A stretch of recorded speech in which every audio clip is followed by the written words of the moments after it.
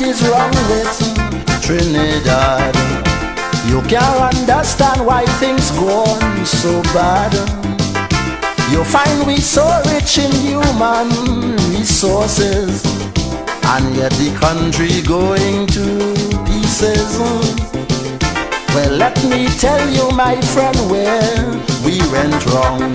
After Eric Williams' old car breakdown, we called in an AR, we ordered the next car and installed a new driver.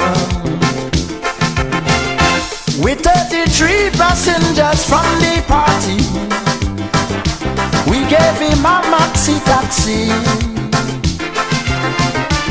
fitted with mag wheels, tape deck, computer, air conditioned 8-cylinder. With posh new fittings, this maxi car arrived. Then it started to swerve and nosedive. It took a year for passengers to realize, they say, the new driver cannot drive.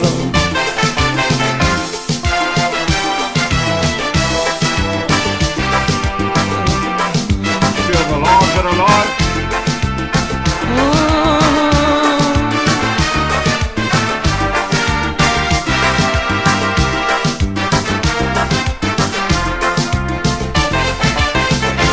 Well, of the 33 chosen passengers, Ramnath, Pandey, Humphrey and Sudama, they wouldn't let the poor driver drive in peace. They distracting him and wouldn't cease. While he driving, they hitting him some big cloud. So he stopped the maxi and put them out. And to discuss their fate, they went to drink us straight by a club called 88.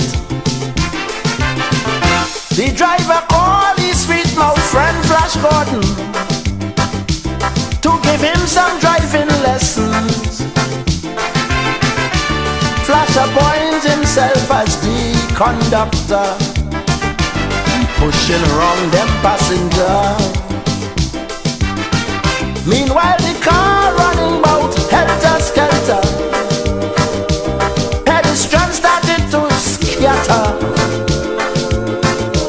Ellis Clark had to jump and run to stay alive. He said, the new driver cannot drive.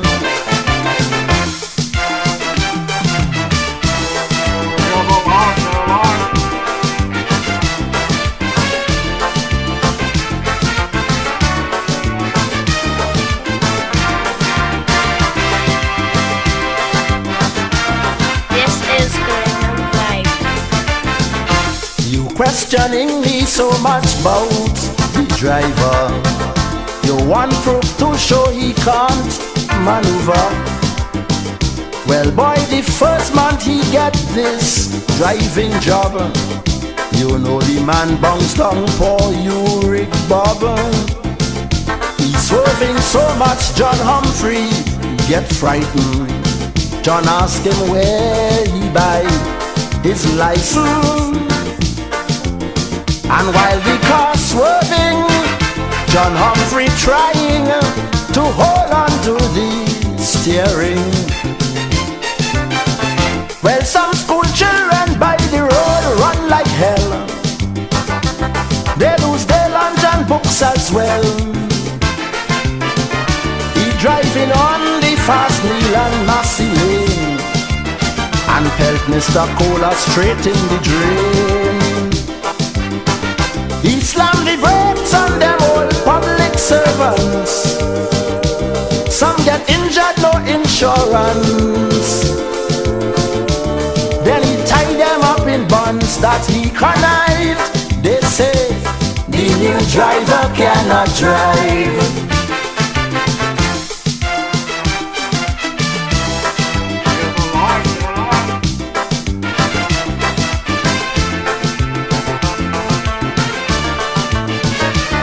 For Nancy Thomas, Chester Rogers.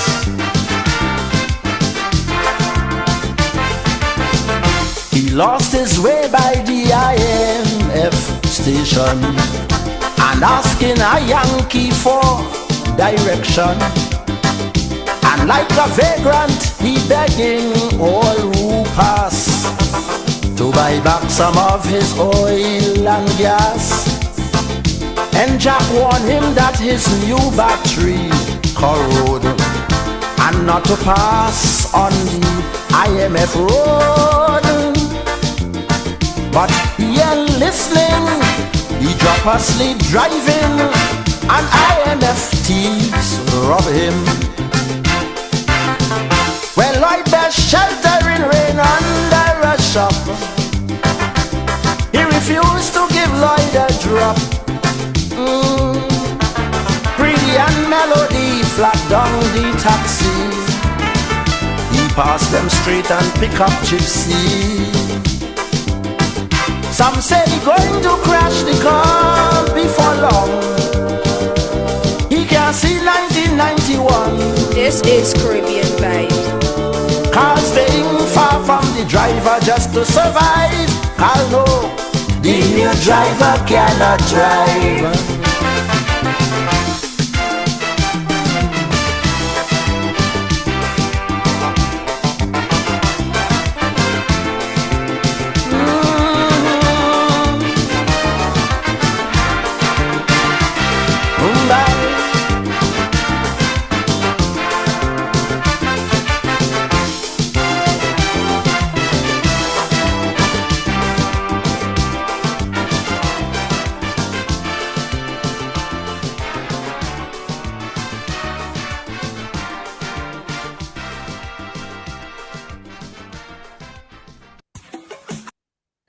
The King tracked us. That one is called The New Driver Cannot Drive.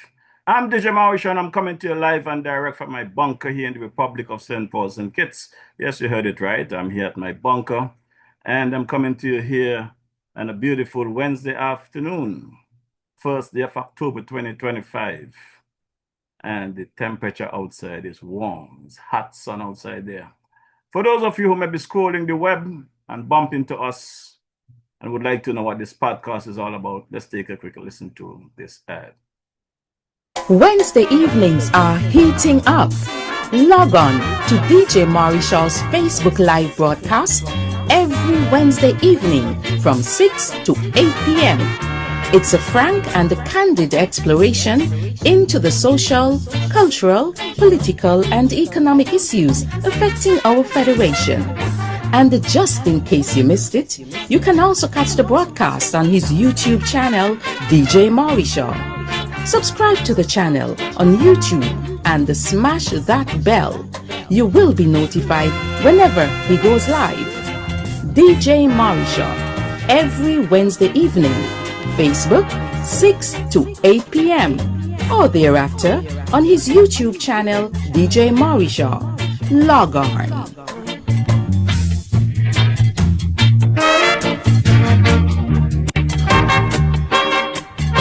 Yes, you heard it right. That's DJ Mauricio right here in the DJ Mauricio's podcast from 6 to 8 p.m. on a Wednesday evening here. We're having some issues with our Facebook app, so it's only folks who are friends with the DJ can see it live, but you will get it by 6 p.m. So anyone out there who wishes to see it live going forward, send me a friend request. Let me know that you send it, and definitely we will accept you so that you can see the live broadcast. But following here, you'll also see it on YouTube, so you will have a good view overall. Let's drop this clip of my boy there, the legend there, the man Dr. Garfield Alexander, giving his predictions of the DJ. DJ Mauricio, I don't want you guys to take your eyes off him. Remember, he's been around for some time. Let's go back to COVID and lockdowns. The gentleman came in, was locked down in quarantine, and then realized the total hypocrisy, tyranny, and oppression of the then administration during our most horriblest time. spoke out. Not only spoke out, became an activist. And then you know what he did? Organize and centralize. And he never stopped organizing and centralizing until Timothy was gone.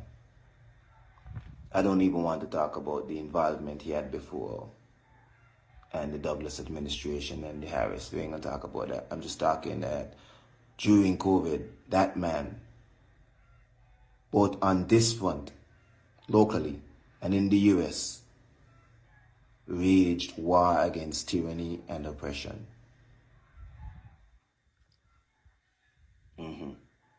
One simple man, a DJ as he calls himself. He never called himself an engineer or anything else, just a DJ, because he understands the power of voice, and not just voice, autonomous, independent, honest, transparent voice always wins in the end. So it could be persons with unlimited power and unlimited money.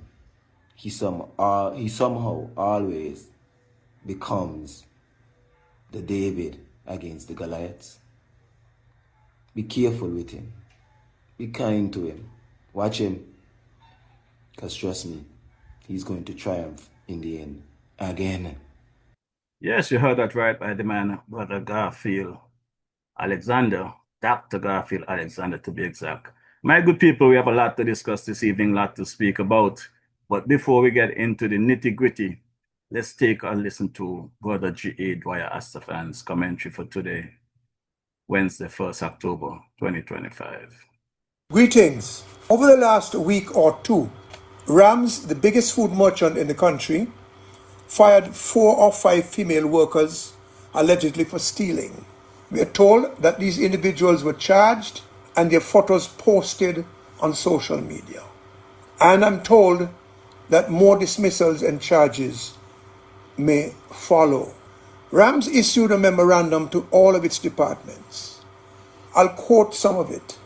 First, they said that Rams is more than just a workplace. It is part of a close-knit community that depends on mutual respect, trust, and responsibility. Every employee plays a vital role in delivering honest and reliable service to our customers, and we hold every team member to the highest standards of integrity. The memo goes on, and I quote, "It is with great seriousness that we address an unfortunate and growing concern, which is theft within our stores. Please note that there is a zero-tolerance policy towards theft, no matter the amount, no matter the circumstance. Any employee caught stealing will face immediate termination and the matter reported to the police without exception." The memo goes on to say that while the immediate consequence of being caught stealing is termination, the implications of theft extend beyond the workplace. Being charged and convicted of theft can have serious personal, social, and legal consequences, which may affect you for the rest of your life. And some of the consequences are difficulty getting a job in the country, disruption of your life and your relationships. If, or even if not, you have to go to prison. And I'm adding a few words in here on my own. Financial hardship, reputational damage, loss of future opportunities, social isolation, difficulty getting a bank loan or a visa, emotional and mental suffering, etc. The memo ends by assuring employees that it was not sent out with the intention of intimidating them, rather to protect their jobs, their future, and the reputation of Ram stores, by asserting that every honest employee deserves a workplace where integrity is valued and wrongdoing not tolerated, and telling employees, that was the memo, that if they are experiencing financial hardship or personal challenges, they should speak confidentially to their supervisors or to human resource. It ends by saying, "We are here to support you in the right way, not at the cost of your job, your future, or the trust of the community." Now, I believe in law and order, but I also believe that law and order must be measured by reasonableness, understanding, and justice. And I must say that I am uncomfortable with the faces of these women being plastered all over social media. No, they have not even been tried in a court of law yet. And even if there were, why would their photos be posted in the media? Aren't they already suffering even now? Won't they suffer greatly even without the photos being posted? Even if they are found not guilty? So why take that extra step to do more damage to them? What did they steal? $1 million? Is that justice? And when I speak of justice, I'm referring not just to justice when a matter reaches the police and the court. I'm referring to justice in the context of the workplace realities, justice in the context of life's realities. So while I do not encourage theft and criminal behavior, I sincerely believe that context is important. We need to understand the context in which things happen, if not to justify those things happening, then at least to try to understand why and how they happen, which might bring us to preventative and mitigating and less calamitous solutions and outcomes. For the most part, women in that situation pay rent. They're not property owners. For the most part, they are unprotected against some of the most vicious and viperous characters in the country. Irresponsible and out of control landlords. And I say out of control because no administration since Bratcher in the 70s has provided adequate protection to tenants in this country under the Rent Restriction Act. Indeed, I don't even know if rental commissioners have been appointed and functional in this country since Bratcher. Appointed and functional. The most vulnerable among us, the ones who need the protection most, are the ones who are least protected in terms of having a roof over their heads and the ability to pay their rents that callous and uncaring landlords charge and spike at will. Further, with the exception of the Labour administration of 1995 to 2015, no administration has provided sufficient housing solutions to wean people off rent and give them economic power and leverage and the psychological comfort of being property owners, the beginning of their journey to prosperity by property ownership. And I have no doubt this has caused deep emotional damage among our people. It's not only the COVID, it's life circumstances, the reality that they face every day. And it continues to create emotional scar tissue to add to the trauma. In many cases, these women are mothers of children whose fathers fail to perform their manly and fatherly duties. This, in many cases, has driven these women to get involved in unhealthy relationships, which, while they may help financially, do a lot of mental damage, and not just to them, but to their children also. And when you have toxicity in a home, it is as infectious in the community as the COVID was. And it has a knock-on effect. We have to look at the context. Then when buying food and other essentials, their money is usually too small to get them what they need. So they pick and choose. They put off the medicine until next week so they can feed the child. They buy unhealthy foods, which cause them to spend more money in the drugstores. Already not getting enough help from fathers. Already making a pittance at the job. More problems in the home. More headaches for these women. I'm generalizing, trying to give this thing the context which is required if we are serious about understanding and solving. In many cases, these women feel alone and isolated, and that takes a toll on them emotionally, affects their parenting and their other relationships. As I said, a toxic home can be a liability and a danger to the entire community. To make matters worse, these women, like their male counterparts, do not belong to a union which could protect them, give them a wider, more supportive social environment, raise their standards in many ways, give them greater confidence and effectiveness, not only in the workplace, but generally. Now, some people are thieves and bad-minded, no matter what their circumstances, no matter how rich or poor they may be. But I believe that they are in the minority. So here we are with the situation as it is. After the horses have bolted, Rams tries to close the barn gate and sends out this memo referring to its environment being more than just a workplace, rather a close-knit community which depends on mutual respect, trust and responsibility. And inviting staff who have financial or other issues to share their issues confidentially with supervisors and HR. First of all, is it true that that environment is a close-knit community which depends on mutual respect, trust, and responsibility? Or are these just nice words? Do RAM's employees feel that they are in a close-knit community? Do they feel that they are respected? Is there mutual trust? I'm only asking because these questions need to be asked and answered if we are to come to the truth and to find solutions, because these obviously are problems and symptoms of problems. So we have to be critically analytical. If I were working at RAMS, I would feel insulted and disrespected simply by the fact that people are being brought in from across the world to do jobs and supervisory and management jobs over our people who are just as capable, and depriving hundreds of local youngsters, graduates of the high schools and the CFB and the Navy Sixth Form, from jobs that they can and should get. Imagine their frustration and desperation. We've invested so much in these children, and now they can't join the workforce because many of the jobs that they would want or can do, or both, are in the hands of people from across the globe. That builds up emotional pressure and frustration and financial pressure on them and on their homes. Their mothers, for the most part, carry the bulk of that burden. What kind of frame of mind can those mothers take to the workplace? They see work permits being issued left, right, and center, but no work for them. And this happens regardless of which party is in government. If I were an employee, I would feel that the owners do not trust me and my people with these jobs.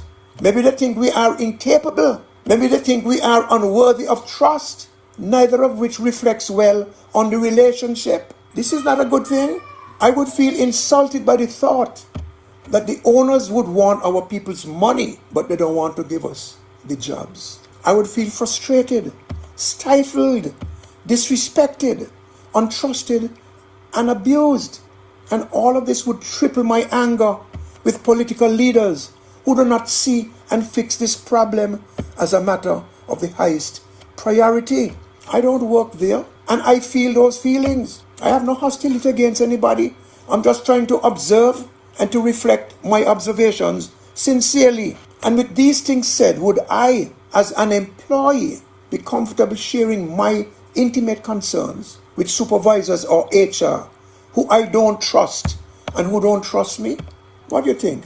They need to ask themselves why more staff have not been approaching supervisors and HR to share their issues. Maybe that would get them closer to the center of all of this. Instead of this stiff-necked approach about termination automatically and report to the police and charges and so on. I'm not saying you rule out those things, but rather than that being a first priority, perhaps if more consideration were given to the entire context of the realities of life of their workers and would-be workers, less of these things would happen. Perhaps if the company were to give more locals an opportunity for middle and upper management jobs, if they were to provide significant discounts to employees, shoppers' discounts, maybe those things would help build and strengthen the bond, the mutual trust, loyalty, morale, and respect, and reduce theft. Maybe RAMS can consider providing each of its workers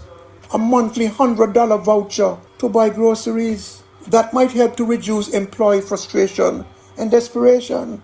It's a worthy investment. $100 for 400 workers is $40,000 a month. In fact, it is less because $100 buys the goods, but there's a markup. So it may cost RAMS $70. So 70 by 400, 28,000 by 12, less than $350,000 a year. And that can be worked in by the accountants when they're submitting the tax statements and the financial statements to the Inland Revenue Department. All fair and square. The point here is that it is possible that there's more that the company can do to help its staff and in the process help itself. That's good leadership in my book. So this is what we call blue-collar crime. The stealing and all of stuff like that. But over the years, you've heard me say time and again that if we are serious about controlling crime in the country, We have to bring white-collar crime under control. White-collar crime refers to non-violent crimes committed for financial gain, mostly by individuals and organizations in the professions, in business, and in government. Some examples are fraud, embezzlement, insider trading, identity theft, money laundering, bribery, forgery, Ponzi schemes, tax evasions, and cybercrime. And I say this, no effort to curb and control crime can be taken seriously if it does not tackle both blue and white collar crime vigorously. However, in a lot of cases, the brutal greed of white collar criminals, coupled with their influence over politicians, governments, and economies, often causes a rise in frustration, a rise in desperation, and despair and rage among less powerful people. And that opens the door to more blue collar crime being committed. White collar crime causes more blue collar crime than the reverse. In this little federation, white collar crime is big.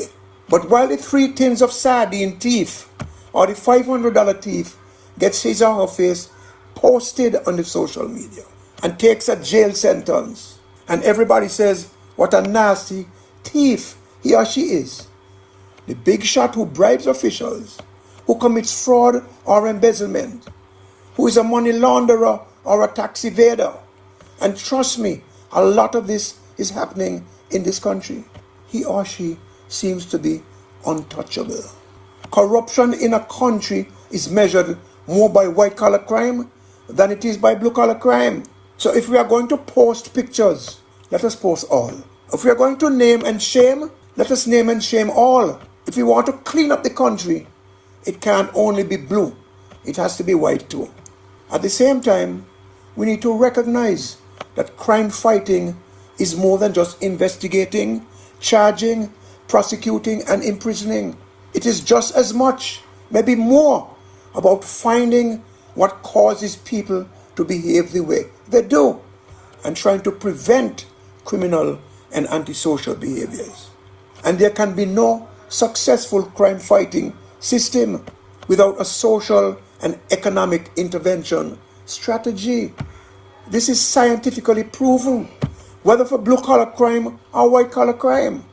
I said I've been singing this tune for 30 years or more, so far without results, because we can't wait to lock up the 3 sardine thief and the $500 thief. It shows how good the police are working, how much crime is under control. But while all of that getting the blanket on it, what's happening to the white-collar crime? The $10 million money launderer is celebrated. The briber is celebrated. The tax evader doing very well and better. When we come to our senses and when our consciences are awakened, things will change and crime will drop. Meanwhile, and I say this with no joy, we continue to be a corrupt, unjust society. Thank you. Yes, my good people, that is my boy there, Brother G.A. Dwyer Astafan for today, Wednesday, 1st October 2025. And Dwyer said a mouthful there, He said a mouthful. And I tend to agree in some areas with Dwyer, but in other areas, I just cannot agree because you have to have a deterrence when you have people working for you. I thought when those faces were splashed all over social media about larceny was folks walking into the stores and stealing. But when you have employees stealing, that breach of trust is at another level. However, Dwyer, I could understand what you're speaking about in terms of this salary gap. Some weeks back, some months back, when it was discussing the minimum wages, I had a conversation that the minimum wage might have gone up, but cost of living also went up, and people are in worse shape now than they were prior to the raise. And Dwyer, if we want to be honest with each other and honest with ourselves, yes, we campaign vigorously for the Dr. Drilled Labor Administration. I was one of those people on the street campaigning, but we have to call a spade a spade. Because when you compare the cost of living then and now, people are crying out. It's the people that are feeling it are speaking out. I am listening to the people crying. I remember the campaign of 22.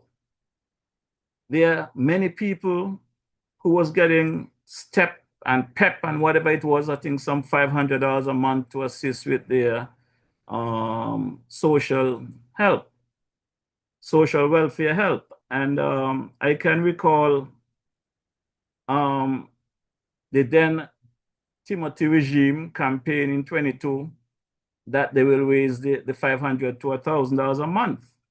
And the Drilled labor regime countered that and says that they're going to raise it to $1,500 if they're elected. Well, the Labour Party was elected. And what we got was those social program ended. When people cried out, they came back, said that they're giving $1,500 to individual for 6 months, $250 a month for 6 months, totally $1,500. Now, the situation is we got to really be honest with ourselves. Because it's right on this podcast, the AG came to defend. He didn't come to defend, but I questioned him about it, and he defended the 33% raise that the new administration got. The new parliamentarians, the new ministers of government. I do not think the opposition get it as well, but the parliamentarians got their 33% raise. And he came here and defended it, that the whole idea of giving that raise is to kind of sway people from being corrupted, taking bribes and this kind of stuff. But we know where we are now. Did it make a difference? Look at where the country is at right now. The country is in a mess. Worse than the former administration. So these individuals that got arrested for larceny, I do not know whether they were stealing produce, food, goods, or they were stealing cash from the register. I understand now from Dwyer that they work for Rams. So we got to look at these things in a different light. And Dwyer, I have spoken about these things time and time again. There has been people been arrested and charged for many incidents, many situations, and their face splatter all over social media, all over the papers before they even get to a trial. And I have been saying that for some years now. When you finish splattering people's face all over social media and all over these papers because they have been charged, when they come back to be innocent, when a jury or a judge bring back the verdict that they're innocent, you cannot take back all of that, you know. And the police department and the Ministry of Justice really need to reconsider their approach in this regard. I have an issue with it because, as you said, Dwyer, there's many white-collar crimes committed in this federation. We don't see nobody face splatter all over the place. You know? And that's a serious, serious concern that we need to address. And there's a couple of things we're going to speak about this afternoon. I know that some people going to be offended, and that is what this podcast is all about, having an open conversation. And some of the conversation is going to be kind of difficult because people support individuals and they don't have to tell them when they're wrong or right. People support political parties, and they don't want to hear when they're wrong or right. But we're going to jump right into this awareness march that was organized by myself last Friday, the 26th of September. And for the folks who, whether a supporter of the Labour government, the Labour Party, who mouth is in the trough, they would want to give the impression on social media to the general public that the match was a failed match. And back in 22, I can recall when 3 individuals was arrested for carrying placard here during the independence, I think of 21. Come to think of it, I think it was 21, over there on Kearn Street, and individuals got tear gas. I try reaching out to the ministers of government here in St. Kitts. I reach out to Timothy, Sean Richards, Mark Brantley. No answers. I try reaching to my partner there, Ian Patches Liebert. He was the sitting ambassador at the United Nations, New York, representing St. Kitts Nevis at the time. No answer. I then reached out to the late Vance Emery, who answered his phone, because Vance and I would speak regular openly. And I explained to him why I was calling and whatever. And he gave me his views that he had an issue with the locking up of individuals for carrying placard and tear gas, but he was not an elected member in parliament or whatever, in cabinet, and he didn't have much he can do. But when I come down, we will speak. And the funny thing about it is, anybody who want to accuse me of lying, I still have the screenshot of the WhatsApp he sent me there, so anyone can see it. Now, a lot of demonstration took place back then. The former Prime Minister Timothy Harris, prior to him getting into office in 2015, there was a lot of demonstration taking place. 1-man demonstration, 2-man demonstration. As a matter of fact, there's some folk stuff on social media where you could see the various clips of the then Speaker of the House, Curtis Martin, being followed through the square, picking up his kid from school and whatever. That was the case. I think I understand Timothy went as far as St. Vincent, St. Lucia, wherever it was, to demonstrate, and had people with placard. They did not even know what they were demonstrating for, but they demonstrated. Fast forward to back to St. Kitts. My first act of protest against the arrest of those 3 individuals and tear gassing our citizens, I did that in front of the St. Kitts Nevis Mission in Manhattan, New York. There were several individuals there with me, but the mouthpiece, or the social media mouthpiece for the then government, they accused me of having a failed protest. It was less than a dozen people, they said. And I could recall people like Sheila Barrett, Naomi Ward-Bradshaw, my girl, the Joseph Buchanan. Several of them was there with me, encouraging me and telling me not to be downhearted about the crowd. They was there to protest wrong and right. And I welcome them and I thank them for that. I can recall Naomi Bradshaw saying to me at the time, Naomi Ward-Bradshaw saying, DJ, I ain't here to support you, I here to support my Labour Party. And when they get in and they screw up, don't call me, because I'm not coming to march against my Labour Party. I understood that. I don't expect any true Labourite to come out and stand up against Labour. As a matter of fact, I don't expect the majority of citizens in this Bill of Federation to come out and march against this vindictive government. So when the DJ go out and decide to do demonstration, the DJ is prepared to stand on his own. The people that comes out, I welcome them. But when I say an awareness march, I've told you time and time again, do not look for the DJ on the street when it comes to numbers. When the DJ say he's setting up an awareness march, check me online. That's where my power is. That's where I have the following. And folks try to distort the conversation. Now, I know that the St. Kitts Nevis Times and maybe other people out there was dramatizing the big crowd that is expected in Bastille. I was waiting to see the big crowd myself. But realistically, I know that people are afraid of the backlash and the retaliation. Many people who supported the Labour Party right now, privately, they complain to me, they cry to me, and I'm going to call some names today, because I got some WhatsApp here of people crying to me on a regular basis. But they choose to go out there now because of this demonstration awareness march last Friday. They want to attack the DJ to be in the good grace of, I guess, the Prime Minister. But they themselves, they feel the same way about the Prime Minister if it was.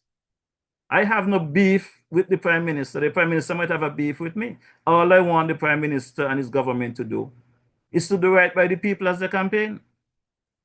We could have a civil conversation, but just do the right thing.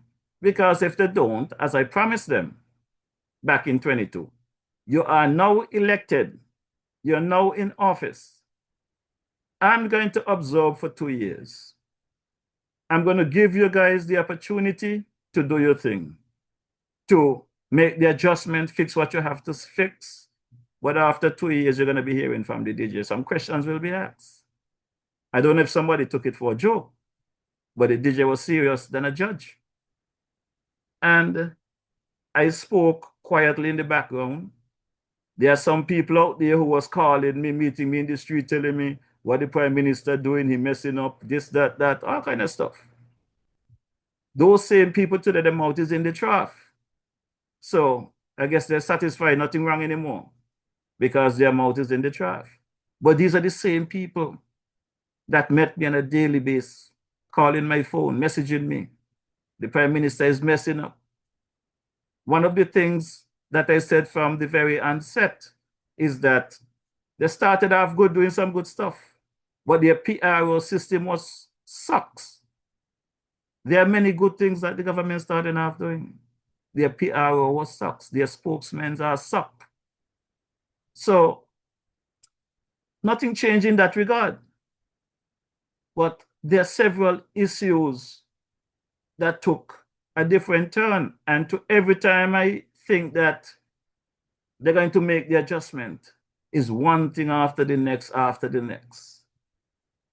I did not know about a Christoph Harbour and the deal that they had with the former Labour administration under the leadership of Dr. Douglas until recently, when we hear the uproar about what transpired over there with Christoph Harbour and the monies they received from the SIDF and the monies they may have received from National Bank, loan for whatever. The DJ did not know about these things until actually Dwyer bust it in a commentary. The Prime Minister came and spoke about it, but as I have said time and time to the Prime Minister, he needs to stay away from the mic. Because to every time someone says something, and the Prime Minister come on his square table or his round table or whatever platform, he just make it worse. When he leave, is more questions than answers.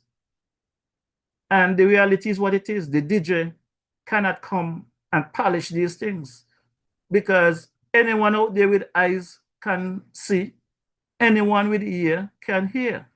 Who choose to have their eyes open shut, that is on them. But the DJ is not going to do that. The DJ will not do that. So, as I promised the people back in 22, I asked them to please support the new Dr. Drew-led Labour Party. They listened. They were successful. There are many people out there, while they thought I was in good with the Prime Minister, would always calling me asking for assistance. I tried my best to help who I could help. I gave the Prime Minister their numbers. The Prime Minister called them in front of me. What happened after that, I do not know. But all of a sudden, everything that you were telling me that is wrong with this Prime Minister, now I am saying it publicly, all of a sudden I'm wrong. When you yourself tell me that these things was wrong. There's a Mr. Crook there, a crooked fellow, a crook fellow. I'm going to touch him this afternoon, you know, but not in a negative way, just to remind him who he's dealing with, because I don't have time with children that don't want to listen and don't want to learn. I am here willing to share my experience, willing to learn from people and support people. This Mr. Crook fellow, him and I met when he had a bad experience, and he have spoke about it time and time again. Even though I think it's time he let it go, he's still at it. I was in New York when I heard this young man speaking about his job ID was taken away. I was in New York. Then I heard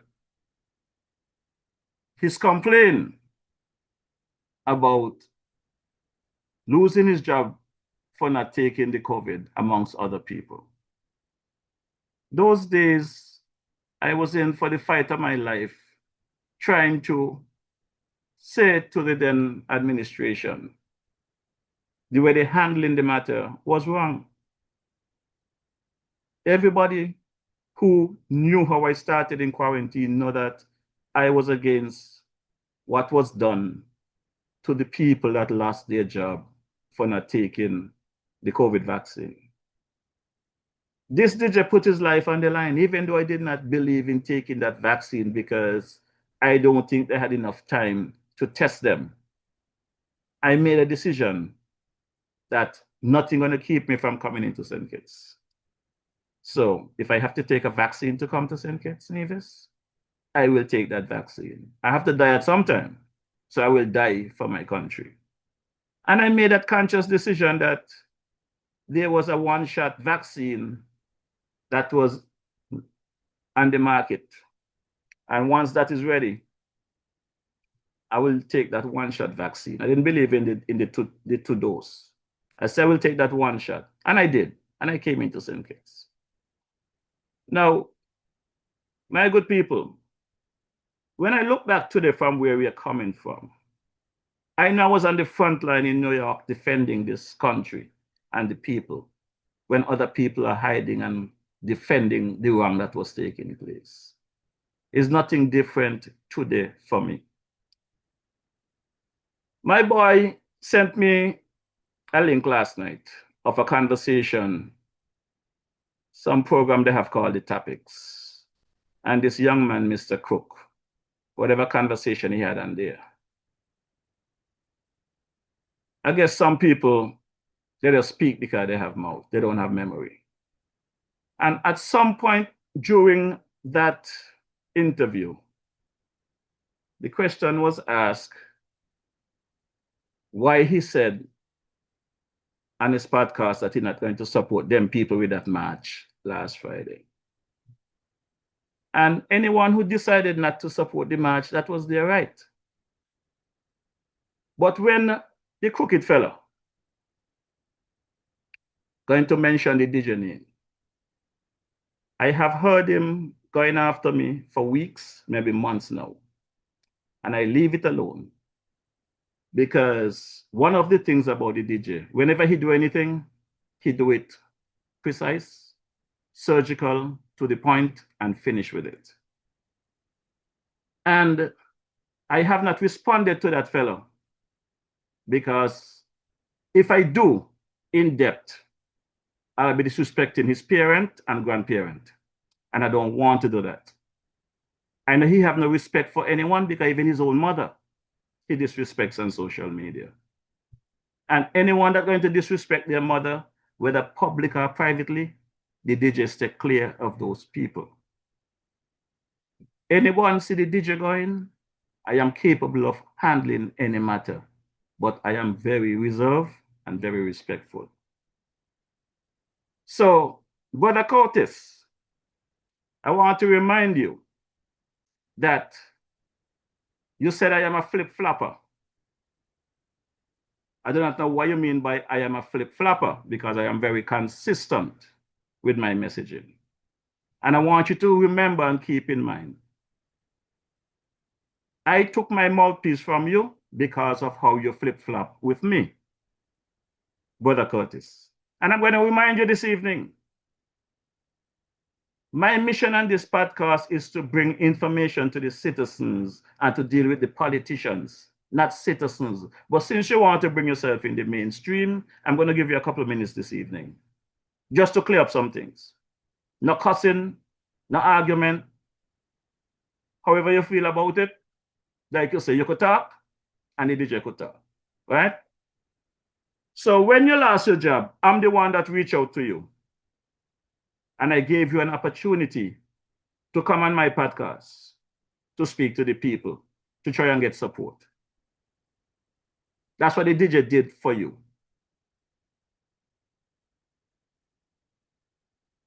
In addition to that, when the DJ came down to St. Kitts, after the DJ did his march in town, his one-man march, and his other march, you reached out to me and you said to me that you and your co-workers from TDC that lost your job, you guys having a march, and you invited me. Curtis, I came to that march. I was the first person there. That is where I met Reginald Francis for the first time. We had a conversation in person because your guys' march started in the parking lot opposite Best Buy. I actually parked up in the parking lot by the movies and I saw Reginald Francis there and we were speaking. So even that day, I was aware that Mr. Reginald Francis had some issue with government. And according to him, he was instructed by the Prime Minister to take the matter to court because of the type of money that was involved. That was the extent of where Reggie and I spoke about his business then.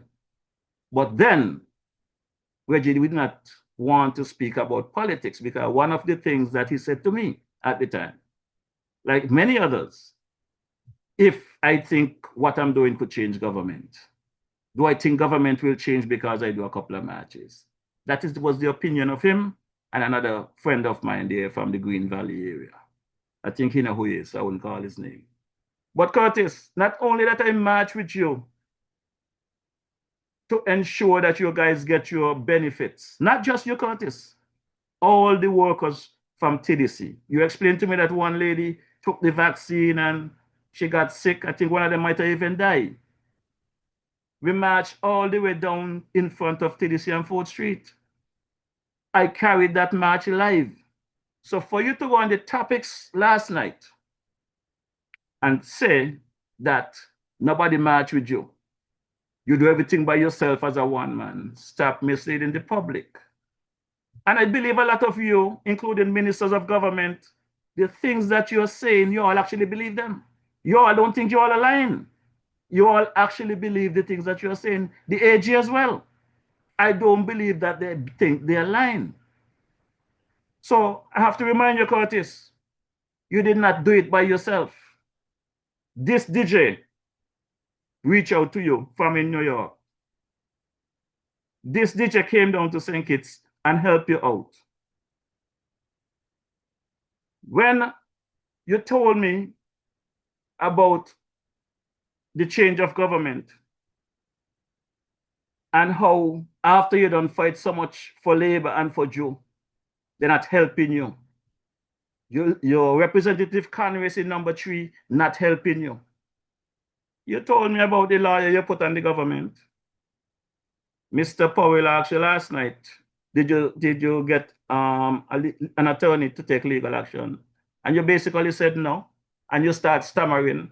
And I'm laughing because, partner, when you are going to come on social media to talk about people, make sure your house clean first. There's a saying out there, those without sin cast the first stone. And I don't think there's any one of us in this world that is 100% squeaky clean. So I don't attack people. I deal with the issues. And your issues will not mean nothing to me, Curtis, until you attack me, you know. As long as you don't attack me, I don't have no issue with you. You've been doing it for weeks and for months. So I'm going to give you a little memory tonight and hope that this is the final time I have to do it. because I'm going to do it mild today. But if I have to come back, don't expect it to be mild. So, we marched down to 4th Street and TDC and whatever. Government change. You got a lawyer on the matter. Curtis, you are the one come to me complaining that you cannot believe after you don't fight to put in labor, they wouldn't pay you the little money you're asking for. That Marshall legal office law firm is fighting you to get some money. And your representative in number 3 not even talking up for you in cabinet. Curtis, this went on for months. You keep coming online saying that mental health is a serious thing. And I believe that, and I knew that because your mental health was being affected. That is why I entertain speaking to you every morning when we speak. When you message me or call me, I call you back. I entertain the conversation because I did not want you to get into that phase. We talk about Bugna. You know what you said to me about Bugna. The disappointment for me, Curtis, and it wasn't a big disappointment because I already got the call that you got a settlement under labor. So I do not know if the other people get any money, but you got a settlement under labor. Your claim is Dr. Joe organized the settlement for you because your representative didn't want to help you. Is that an event here in St. Paul's earlier in the year? You confirm to me that you received some money, because you talk so much shit sometimes you don't remember. You didn't realize you never tell me that you got a settlement, but you start talking about how much your lawyer get out of the settlement. And I stop you in your tracks. I said, well, you just said that you get a settlement for your matter? And you said yes. And I said, man, you mean after all the work I put in to help you get something from the government, you get a settlement and not even a beer you buy the DJ? Curtis, you left, you went and you bring a beer for me and we drank a beer and we laugh it off. I did not know that my concerns with what the government doing to the country going to make you and I enemies, because you and I, where I am concerned, never had no issue. And other than you trying to disrespect the DJ on social media, the DJ don't have no problem with you. The DJ know that you are a spoiled seed. The DJ know that you are a damaged seed. So whatever you say out your mouth, I ignore it. So last night, when I heard your conversation on the topics, like I said, the link was sent to me. I cut a clip because I want you to hear the clip for yourself, Curtis. And I want to hear how you're trying to dance out of the question. Because Alan asked you a very simple question, you know. Did you put an attorney on the case and you want to kill the conversation? What is your statement about your ID? Your ID was taken away from you under the Team Unity administration, Curtis. You wasn't treated right. Fine. You lost your job because of COVID? Fine. The new government take office? You got a settlement. There's a young lady by the name of Miss Bellot, however her name is, live in St. Martin. When I met you with her. There's not a relationship between the two of you. But every time I see you, you're with her. And some weeks ago, the young lady said to you, this ID thing, it's time to get over it and whatever. And the lady well cuss off on social media. So when you're going to disrespect people like that, Curtis, I cannot respect you. And it's very simple, you know. The same way you come on social media and chat your shit, you're going to come back there and apologize if you want to have a conversation with this DJ. You know?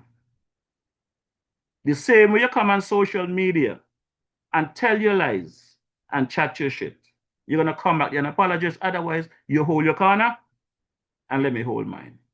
You've been asking to be invited to this platform.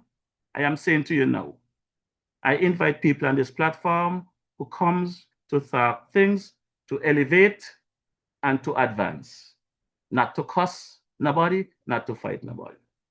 So let's take a listen of this clip from the topics last night. And before I even move on and say that, I'm going to tell you something. There's a young man. I met him on this platform during the 22 campaign. And him and I did not know each other from day one. I was talking me things. That gentleman represent his NRP. I was pushing Dr. Joe. I came to St. Kitts. We finally met in person over at the Marriott. We talk, we laugh it off. We went across the Navies for the elections. He introduced me to Cabo. Glad I met Cabo. Cabo and I are like brothers today. Brothers from another mother. Cool. And I respect this gentleman to this point because he said to me one day, he said, DJ, you and I might have difference of opinion, but no matter what, I will never disrespect you or get into an argument with you on social media. And I tell him, partner, you don't have to worry about me with that as well. Because having a difference of opinion should not make you an enemy. You people want to tell people, I'm a Labour, nobody gonna tell me nothing different, nobody gonna tell me who to talk to. I'm a PAM, nobody gonna tell me who to choose. I'm a CCM, nobody gonna tell me who to choose. I'm a PLP, nobody gonna tell me who to choose. And an MRP and this. That's what you are telling people. But you are want to tell the DJ who to talk to, who to associate with. I am a grown man. I have a right to decide who I want to communicate with. If somebody bust my ass a couple of days ago, or a couple of years ago, and we sit down and rationalize, and I decide to put it behind me, that is my choice. That is my choice. It does not matter who it is. So nobody gonna come and tell the DJ, oh, you can't talk to this, you can't talk to that. And I made that clear to the Prime Minister. If you have an issue with this podcast and what the DJ is doing, feel free, the same way you invite me in, invite me out. Because you're not going to dictate to me who to talk to, what to say on this podcast, or how to associate with. It's as simple as that, you know.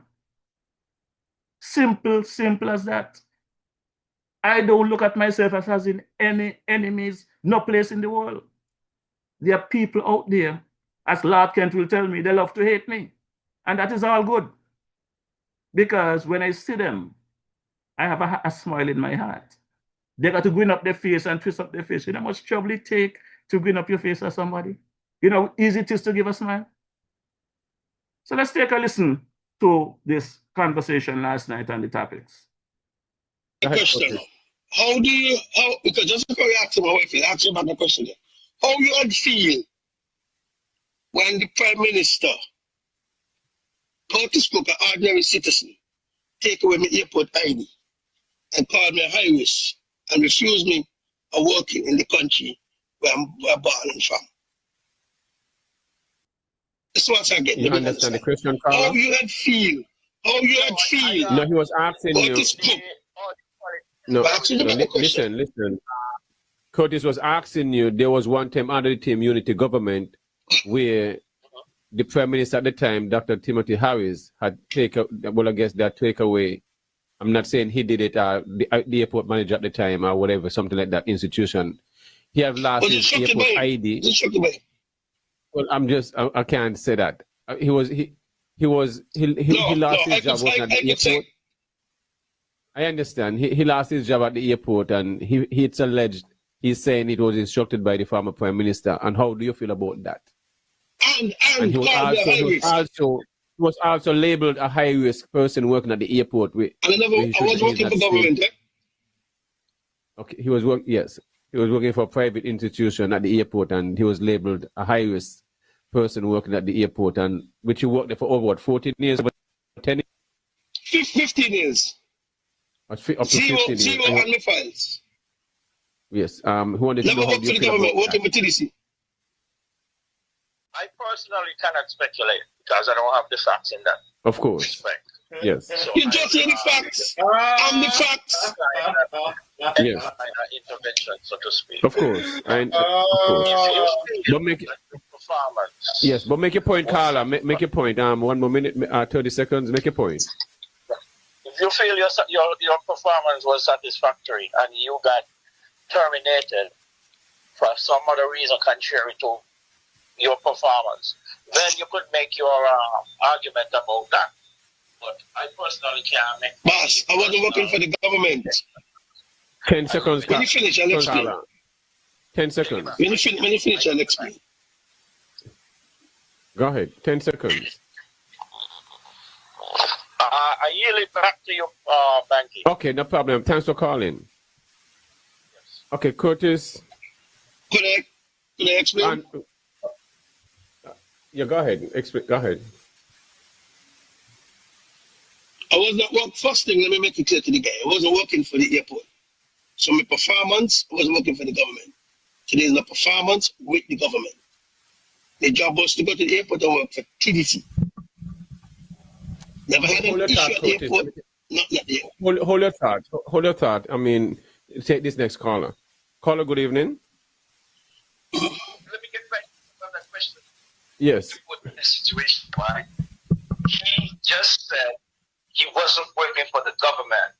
So how could the government be instrumental in firing him and the government is not his employer? He will explain himself. He will explain himself. Yes, I'll get back in later. Thanks. All right, thanks. Appreciate it. Guide Curtis. I wasn't working for the government. To go to the airport, you have an ID. Each time you go to the back, you have to show your ID to them. So what Timothy did, Timothy Patches, Mark, them three, all of them was in charge. They decided because of talking,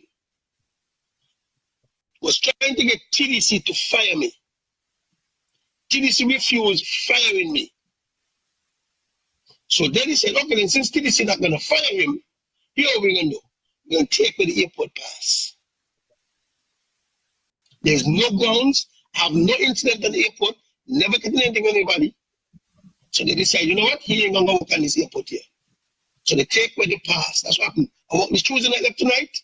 Wednesday morning, they said, go to the airport, go down to the bus. The ID was revoked with immediate effect the following day. No explanation. With a letter, say the ID revoked with immediate effect, you're high risk at the airport. They say, okay, we're going to fire Mr. Cook, we put him in a different department. But in that, these people can't understand. You know, I just said to you, Virgin? Of course. That's exactly what took place. So I'm making it clear tonight again to the public. I was not working for the government. I was working for a private company. Just like a pilot working for Liat. You have to go to the airport, to the ramp, you need the airport ID. Just like a man working for, the girl working for a private company at the airport, they need an ID. So what they did is to take the ID, write a letter, say I'm a high risk, I'm a threat. So I just trying to explain to the person here. My work performance has nothing to do with the port. I was working for the port. As a matter of fact, I never had any incident on the port. So move on. Let's make sure I make that clear. So you wasn't fired either? Huh? So you weren't fired either? Yes, Alan? You didn't lose your job either? So you understand? Wait, hear me. Hold on. Use a lawyer, Alan. Hear what happened. They was telling TDC to fire me. They thought when they took the ID, TDC going to say, why this man is getting in trouble so we can fire him. TDC did the homework, and they realized 25 years, nothing was on my files at TDC. So TDC, okay, we're going to fight with the port. They put me up building materials. But for a whole year, for the time being, I couldn't get no other job. Okay. We're sorry to hear about because that. The ID, me work was on the airport. Well, I have a question for you. And you never went to an attorney about this? Yeah, I went to an attorney about that. What happened to the government? I don't deal with that. I'm just showing you what happened. Hold on. Some people get the wrong concept. Hold on, sir. Hold on. So you went to an attorney. You brought a legal action? Well, the government changed, so I couldn't bring the legal action.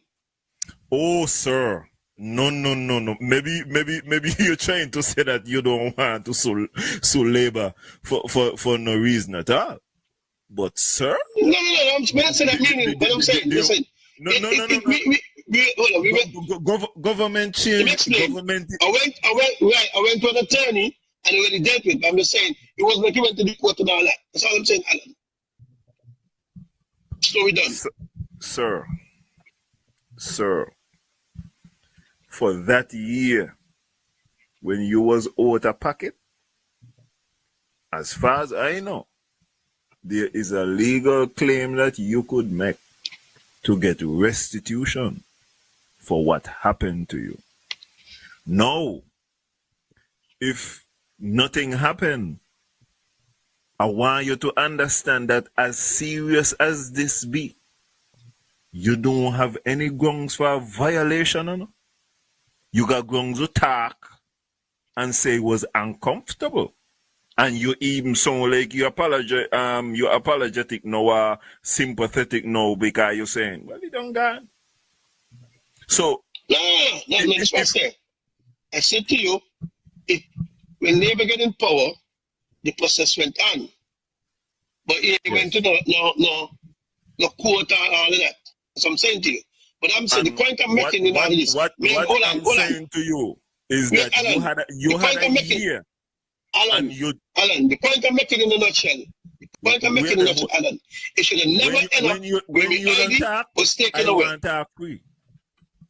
Yeah, but I'm saying with Alan, the end result is that the point I'm saying, it should have never end up in that kind of situation. I'm just trying to show you how nasty politician could be. That's the bottom line. I don't need to go to that again. The issue here is that it should never end up you take my man ID for talking. Sir. Point taken, Curtis. Point taken. Thank you. When things happen that should not happen, what I am suggesting to you is we living with laws and there is places you could go to get a remedy for what happened. No, if what happened ain't rise to the level that you feel like that need to happen, and whole year you had on. So if you say that in a rise to the level there, it own at this point all you're telling me is it rise to the level of you talking about it. Curtis, we want to move on to the next question. You be. So my good people, as you listen to the conversation between Mr. Cook and the panel, what Mr. Cook is doing is misleading the panel wholeheartedly. Because the reality is that he had a lawyer on the case and he called me complaining that, could you imagine, he fight to elect the Labour Party and now Marsha legal law firm is who representing the government against him not to give him any money. This was very devastating for him. And I take his calls daily and listen to him talking because, like he used to say in his chat, depression is real. Mental health is real. So I try to be the supporting person. So to hear him now out there chatting his nonsense and lying to these guys, the matter was not going to go to trial because he did not have enough proof or evidence to get what he was looking for. So out of pure pressure that he comes with weekly on his podcast chatting nonsense, to quiet him down, the Prime Minister gave him a little sugar cake. And it was a big sugar cake as a matter of fact he get. But he forget to come and thank the people who help him out. And I got a bunch of WhatsApp, I'm going to read a couple of them for you, Curtis, because you seem to have a little memory problem. There's one in particular where you was fighting with Travidan, Kyle Marshall, and Tracy Mason some time ago. And I'm going to read the one you sent to me from Travidan. Travidan message was, Kyle, it's honestly a waste of time trying to explain anything to that crook who lacks basic understanding to even grasp how stupid he be sound. Responding to him would be like pointless, like talking to a stone. The real mistake the party made was placing him on a board and calling him a director. to hopefully keep him a little behaved or quiet. A title he can barely spell, let alone live up to. He brings absolutely no value to the development of a corporation. People like him are best left to their own ignorance. After all, he disrespects and lies on his own mother, even on the same life he do. So who am I? About a long hour talking about General Tracy Mason, and nothing he say making sense. I pray he get help before it's too late. Curtis, that is what you send me. And when you send me that, Curtis, you have a footnote on it. These people ain't respect all the hard work you did for labor, fighting against Timothy and Unity. You try to bring me into the mix now. All of a sudden, because the pepper in his ass on social media, he looking to me for sympathy. So he's going to send me this footnote. These people ain't respect all the hard work I did fighting against Timothy and Unity for Labor. Curtis, the DJ is good. The DJ is all right. You will be all right. And the thing about it is, on May 12th, you sent me a message. I was dismissed from JNF on March 12th. But on May 12th, after you done had all kind of evil things to say about the DJ, you sent me a message. I see how they attack you. They attack with you. As the guy say, you can't even pronounce what you want to write sometimes. But while you try to be friends with the DJ, you were flip-flopping out there, bad-mouthing the DJ, because you got to impress the Prime Minister and his team to being good with them because you need help from them. The DJ don't want to help from nobody. You know? If anything is due to the DJ expect to get it. But the DJ ain't looking for no hands out. So this is why when you are talking about crowd size and this thing like that, I'm glad for the entertainment. It was supposed to be an awareness match. And I got more out of that match than I anticipated because it's almost, what? Friday, Saturday, Sunday, Monday, Tuesday, Wednesday. 5 days is almost a week. And the conversation is still ongoing, which means we made an impact with that match. And even before the match started, I want to big up my partner there, the big JL. I do not know what he drinking these days, smoking these days, but he started the conversation even before the match started on his radio show. And he put in a good 26 minutes, 25 seconds in the conversation. Because while my cousin Dr. Martin was trying to spin the match, he was able to get them to understand that is my constitutional right. It's every citizen constitutional right to stand up to any government. So let's take a good listen to my boy, the big JL, and I want to big him up for that. And see the significance of it. There's a match that's going to take place this afternoon, 2 o'clock. It should have already started. What are your thoughts on the match and what its objectives are? Well, you know that, Juni. You know I don't know exactly what the objective. I know about the match, but right. The objective, I don't know. Maybe I need some information. Well, it's based on the last act that was passed. The Sustainable Act. Yes, and the match is based centered around that. And the match is coming in St. Kitts. I thought the match is taking place in St. Kitts, yeah. From the ferry terminal and from that's the west side. Yeah, and they're going to be converging. And the PAM and PLP have said that they're going to join the match, be a part of the match. Marisha is one of the organizers, I understand. Yeah, I know. And I so know that, yeah.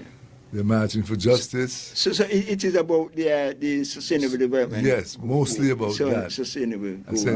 What about it that's being marched against? But they're also saying that the the government has failed to live up to what it said it would do based on the last election when they declared that they would be having a new hospital, a new school, new this, new that, state of the art this, state of the art that. And these things have not materialized. So the government has failed. According to the marches, the propaganda that Wally put out has failed to live up to its objectives, to its what it said it would do. And so they have been missing in action. The people are suffering. There's victimization, the same kind of things that are thrown up by opposition forces. This is what the march is said to be all about. Well, in terms of the school, the Basti High School is going on. The construction is taking place. I mean, maybe not as fast as we would like it to be, but you know, it's just started and something. And also about health, state-of-the-art hospital. The hospital, I think. The ground hasn't turned yet on that, but the preparations are advancing, albeit slower than we thought, but to make sure that all the I's are dotted, T's crossed. But I'm looking at the Constitution here, Section 13. We have, it's 13, where we have the right, freedom of expression. That's how I look at this march. Exercise the freedom of assembly, freedom of expression. If citizens have a point of view, a certain grievance against any entity, including the government, you apply to the police and you get permission to march. I'm prepared to defend that right. And the other issue you raise, not your education, the school and the hospital, but the other issue you raise is the sustainable development zone, right? Yes, correct. Yeah. And that is a matter that needs, discussion. That is a serious matter, and it's taking place in both Sinkers and Nevis, and it's going to go on for a little while. So, yeah. Well, the opposition forces are blaming the Prime Minister for what is taking place, and the Premier as well. Both of them. In terms of what that's taking Well, place? they're saying that he's now ducking from it because he's coming under some heavy reviews and criticism. Ducking? Yeah. And so he's saying that it's not anything to do with the federal government, it's to do with the NIA specifically. A law was passed in the federal parliament. I'm telling you what was... I understand. No, I'm not pushing back against you. But I've heard some of the missiles and arrows. So the Special Sustainability Zone Authorization Act, a bill. For both Sinkers and Nevis. Was in the federal parliament, was tabled in the federal parliament where 11 elected and 4 nominated members sit and had an opportunity to speak on the bill, the merits and demerits. And the bill passed with support from the CCM. There's 3 CCM elected members supporting the 6 elected St. Kitts Nevis Labour Party members. And this is where I have an issue with my cousin, Dr. Martin and Sam Kanda. Continue trying to spin out of everything. When the government make a mistake, these guys are paid advisors, from what I understand. Paid for what? When mistakes are made, tell the Prime Minister, tell the government where they screw up, and to ensure it does not happen again. That's why this administration getting so much blows. Because listen to Sam Kanda, pretending that he do not know what this march is about. Sam Kanda know what the march is about. I send the invitation to Sam myself. Sam has my phone number if you have any concern about what the march is about. Dr. Martin has my phone number. The big jail has my phone number. They have invited me to Freedom in the past to speak about matters. But this one hurts. This one gonna hurt their party. So they don't want to hear from the DJ. But they're gonna try to come and spin and twist things on you, the general public.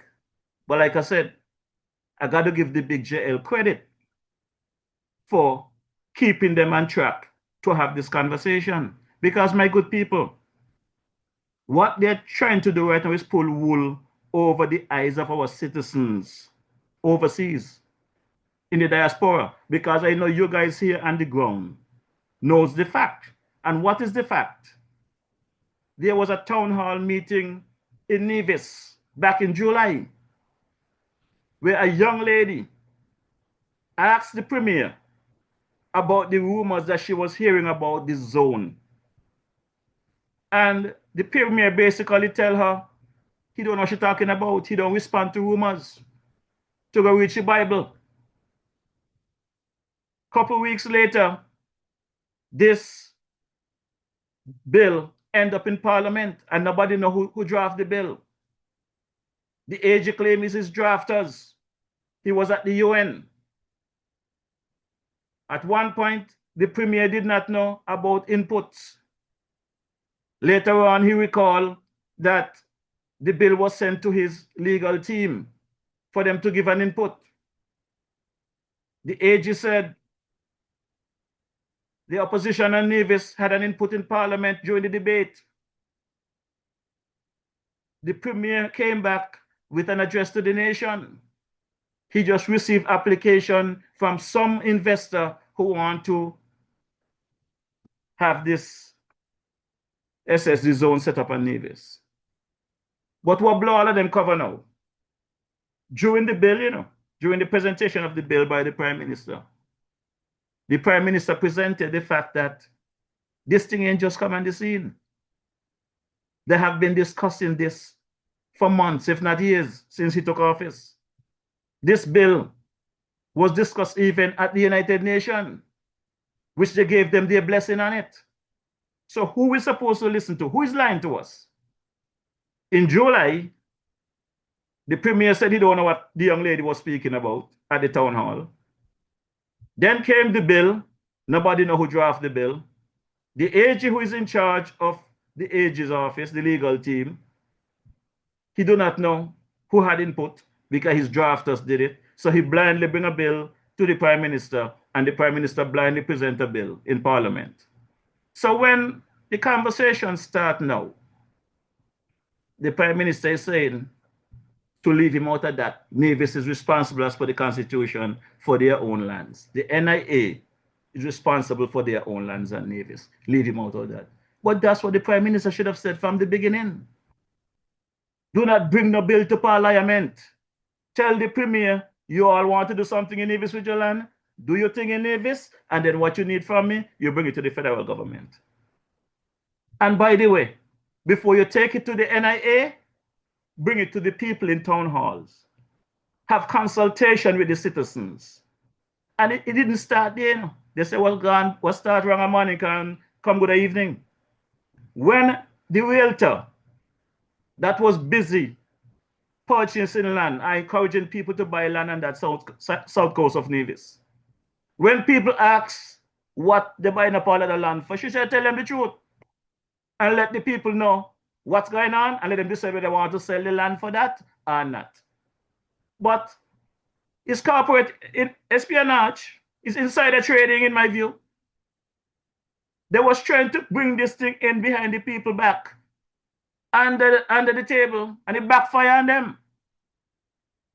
It backfired on them. And everybody now running for cover. My position on this whole matter, repeal the law. Repeal the act. Let it go back to the drawing board. Send the Premier back to the people of Nevis. Send the conversation back to the NIA. And let it take the proper course. You cannot put on a roof on a house before you dig the footing and build the foundation and run up the walls, the elevations. They came with this bill, is the roof, they already bring it and put it on without proper support.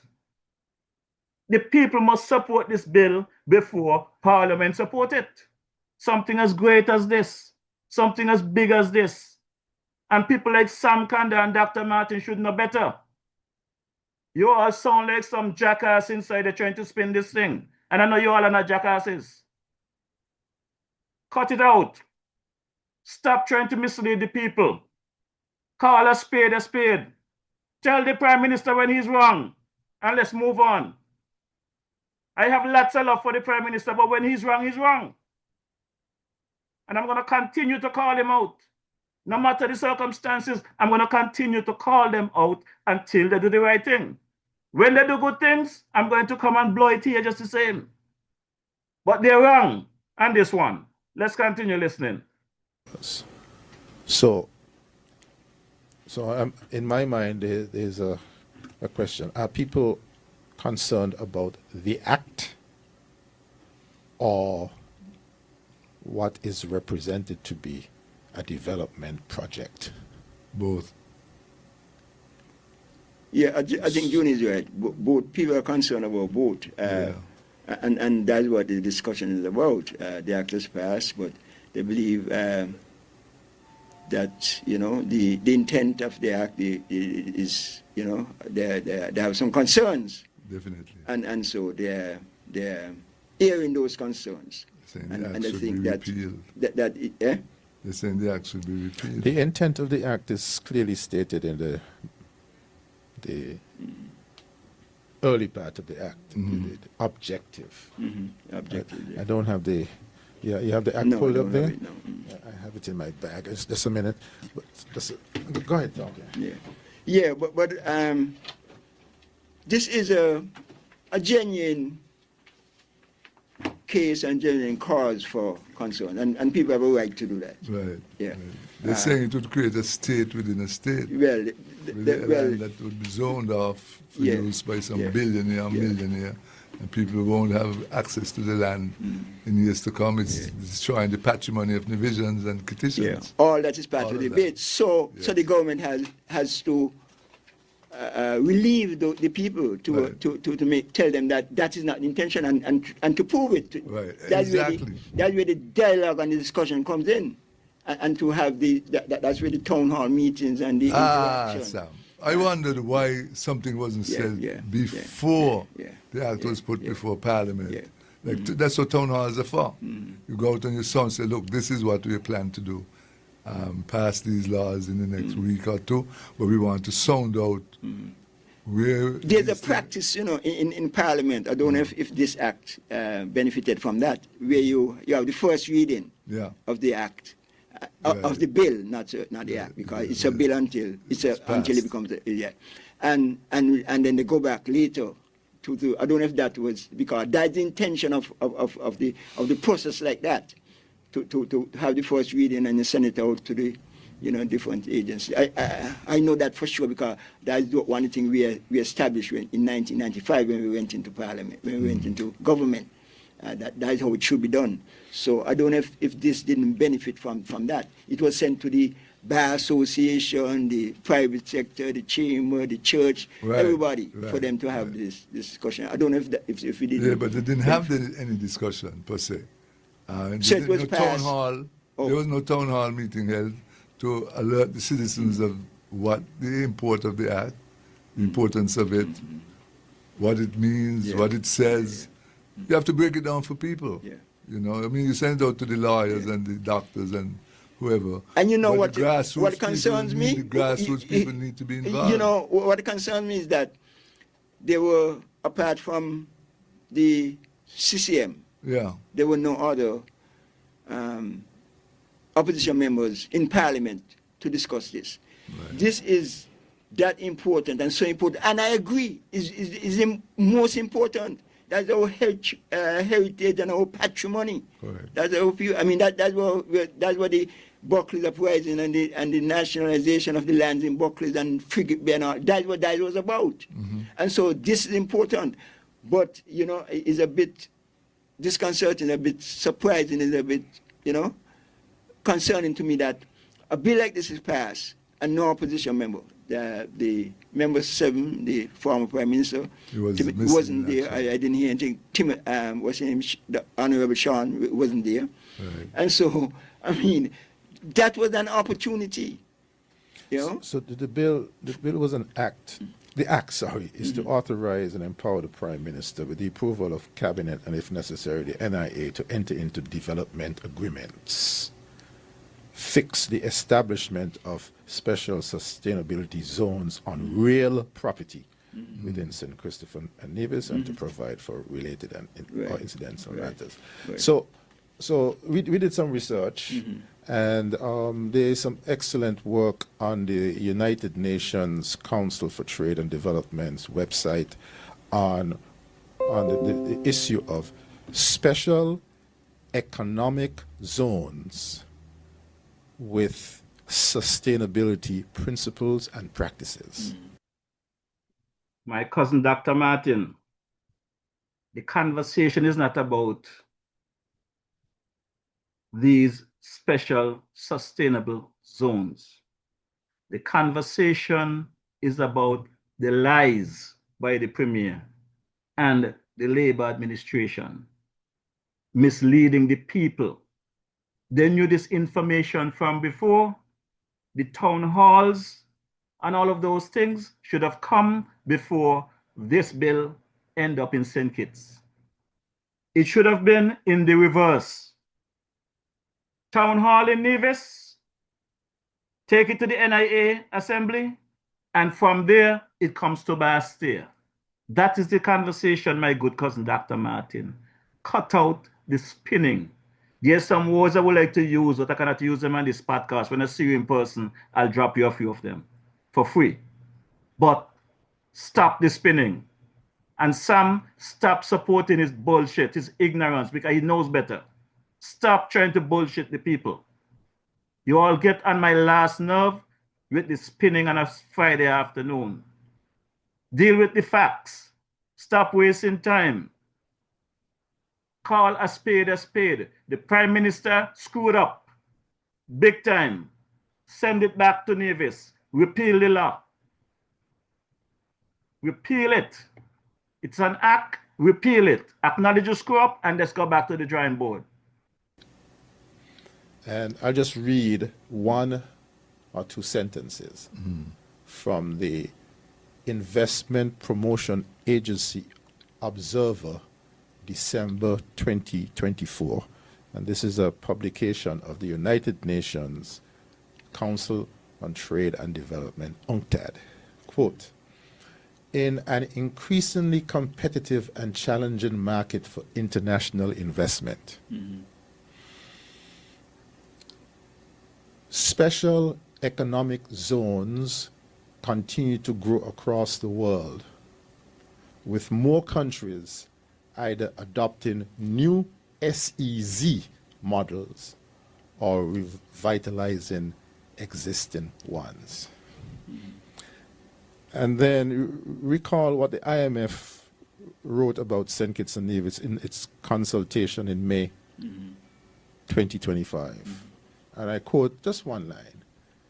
It is recommended to boost sustainable, inclusive, and resilient growth by undertaking structural reforms, enhancing labor skills, and accelerating the renewable energy transition, which would also foster private sector-led growth.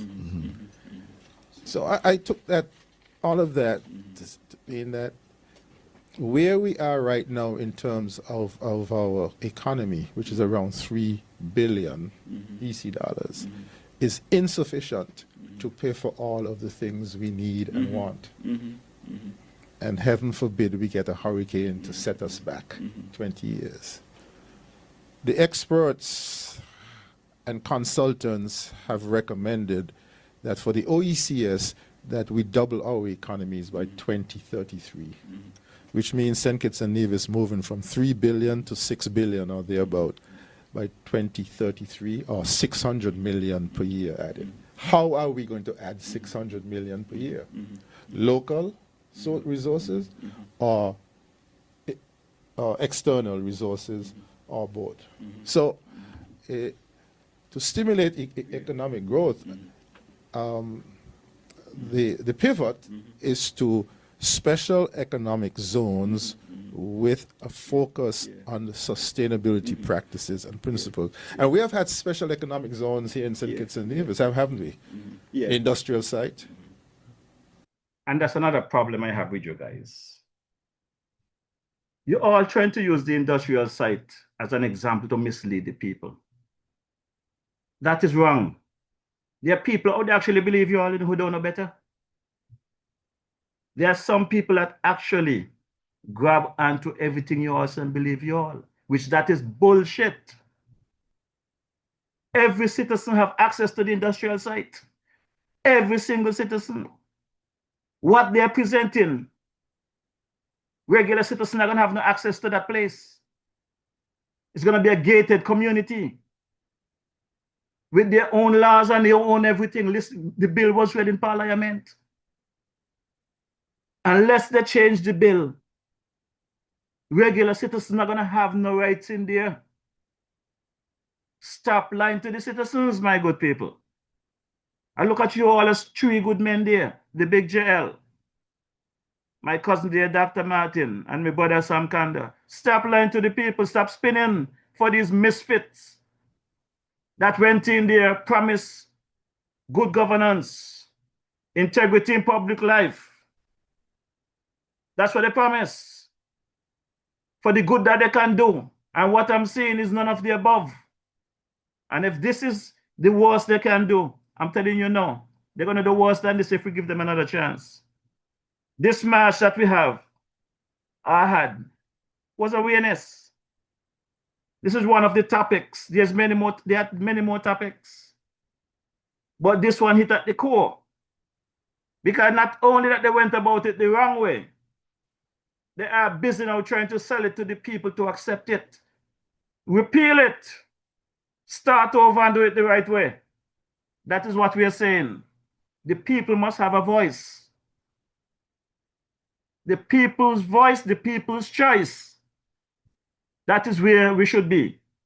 Listen to the people. You was elected by the people, for the people, to benefit the people, not just foreign investors. We welcome them. But the local citizens must have a chance as well. Give the local people a chance to survive.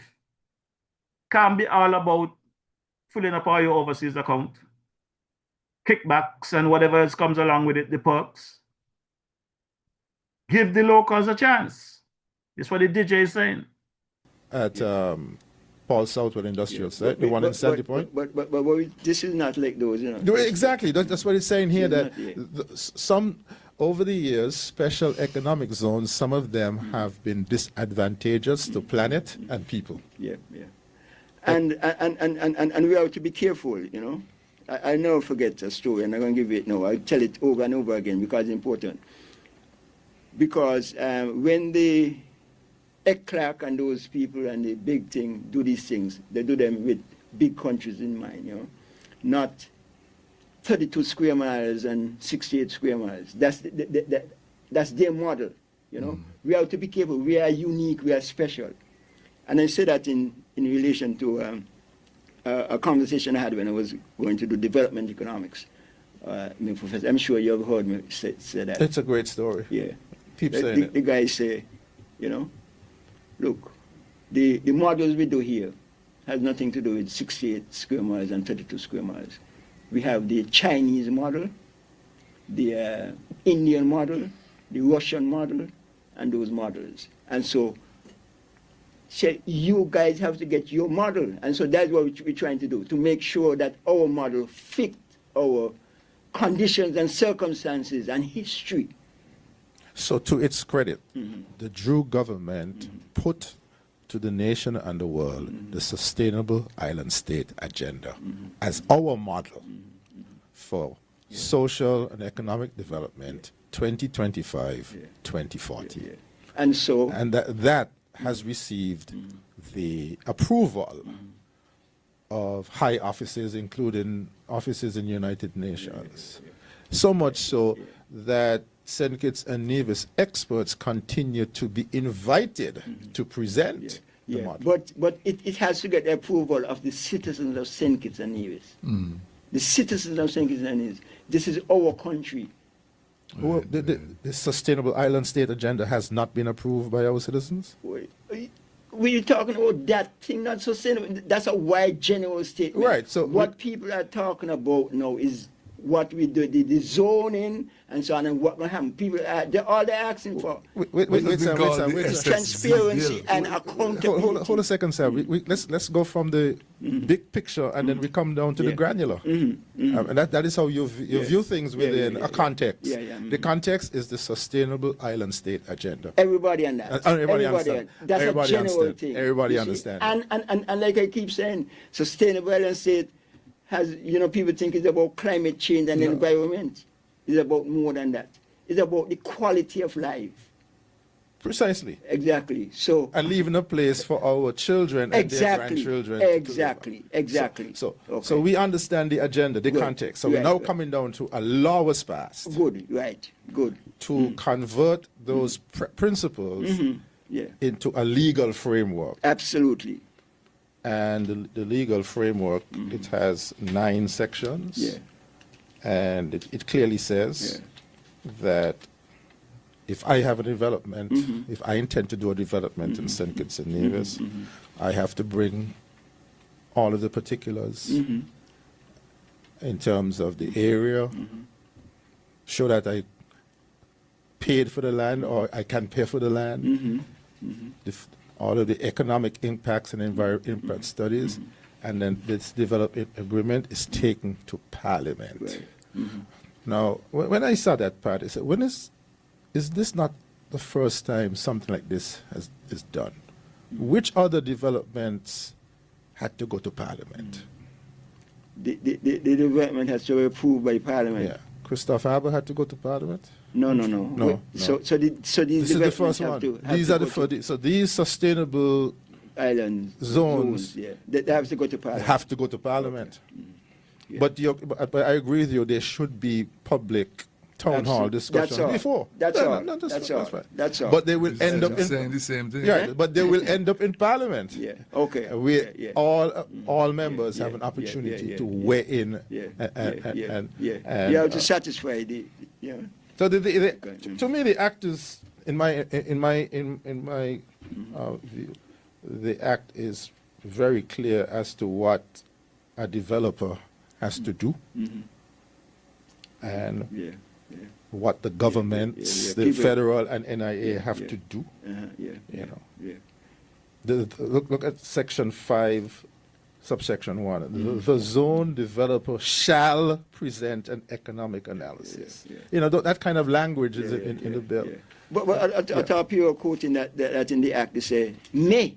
There were a lot of may in it, There's some shalls and there's some mays. Okay. No, there's no. This Section 5 to me, right, it's like a pushback. But Dr. Martin is clear. It's clear. What's saying is very clear and explicit. But people are pushing back against the scope of it, the intensity of it, in the sense that the law is dividing the people, or getting a piece of land that has been divided into zones for development. And people are losing their patrimony, as you say, Sam, because of what they see as a state within a state. That's what Dr. Harris referred to it as, creating a state within a state. The state that you're creating, this 1/6 of the land of Nevis that has been earmarked for zonal development is something that should not take place, because you're taking away too much of the land that the people of Nevis should rightfully own, not the developers. Like, they're going to come and have their own state within a state, as Dr. Harris calls it. Then you're going to have different laws, different applications that would apply to this new state that you're creating. And that is not in the Act. But this is the scope of it. No, Juni, that is not in the Act. The Act explicitly says that certain things cannot be overruled. For example, foreign affairs, including treaty negotiations, these things cannot be given up by the government. It's stated so clearly. It's stated in Section 6. Foreign affairs, including treaty negotiation, execution and ratification, military defense, citizenship and residence, elections related to the National Assembly or the Nevis Island Assembly, and registration of voters. The jurisdiction of the East Caribbean Supreme Court, Caribbean Court of Justice, and Judicial Committee of the Privy Council were stipulated as exclusive jurisdiction by the Constitution. And the final one, any obligation, right, or responsibility not transferable to any other person or entity under the Constitution. So there are certain... So there's no state within a state? There are certain matters that are ring-fenced. Those are government matters, constitutional matters that cannot be given up to a private entity. Okay. So, yeah. Well, yes, Joni. The way it was presented in Parliament is a state within a state. Read the document properly and you'll get the information for yourself. So, there's a pushback against what people are calling the SSZ law.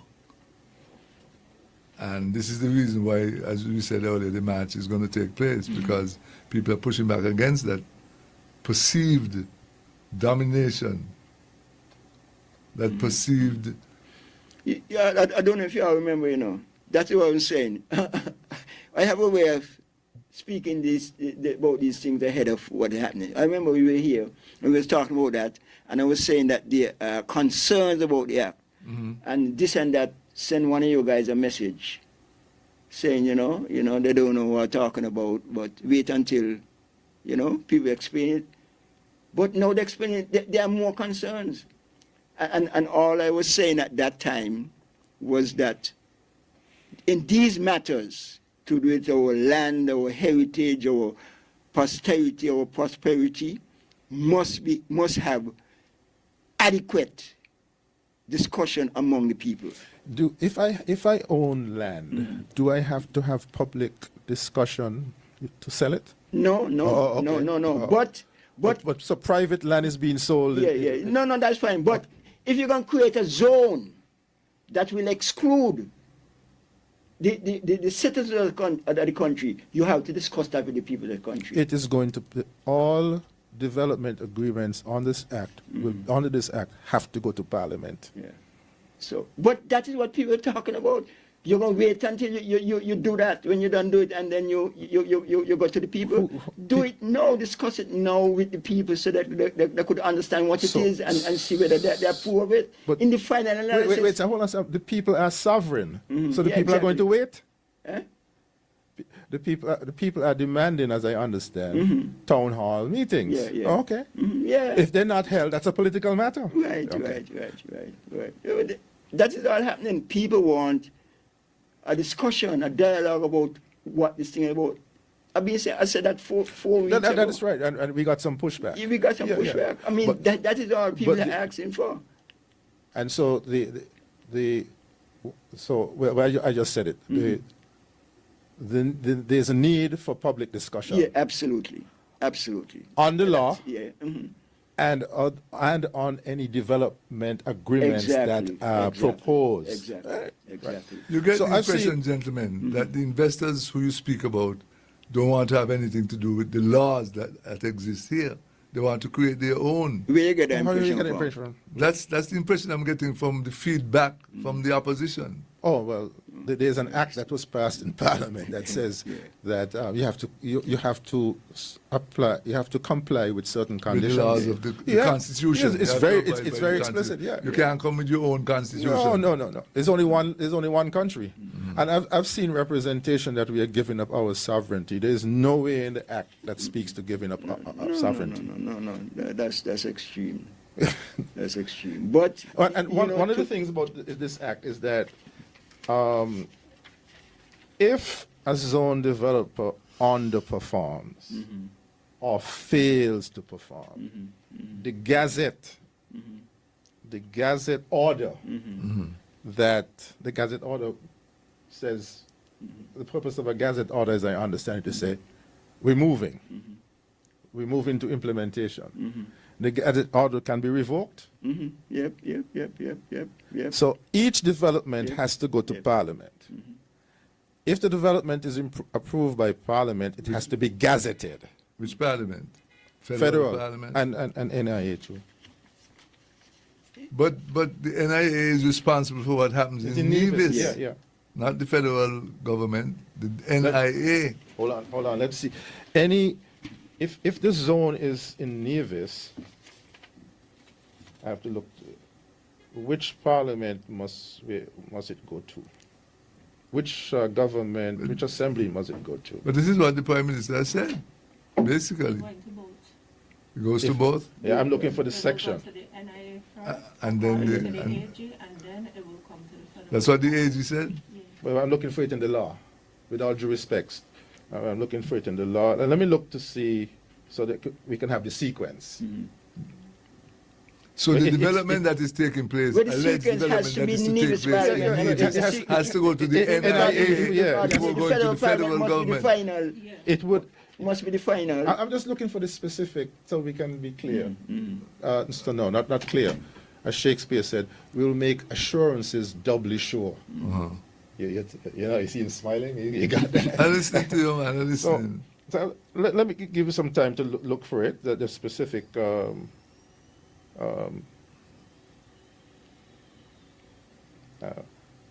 we could continue talking about. I think it's section 7.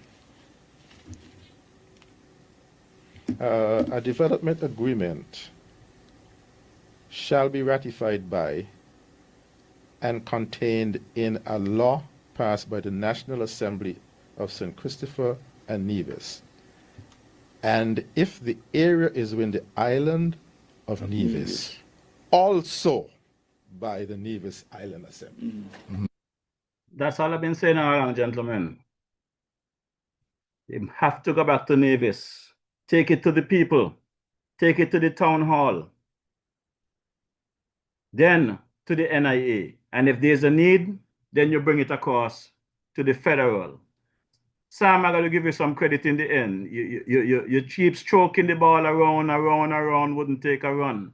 But eventually, you came around to the conversation and acknowledge that my cousin there is just chatting shit. So there was a caller that called in on Friday as well to Freedom. So that's what I'm trying to explain to people. They tried to spin that it was a failed match. If this match was not in place, this conversation would have never take place on Freedom on Friday. So we start getting airtime even before the match. People are now into this conversation that was not in it before. And that was the idea of bringing awareness. My girl Willa got involved. She was not in the conversation from what I know, but she's in the conversation now. Let's take a listen. Take our first caller. Caller, good afternoon and welcome. Yes, Mr. Julie Liebert, thank you very much for taking this call. I'm going to try to be quick. Thank you for your guests.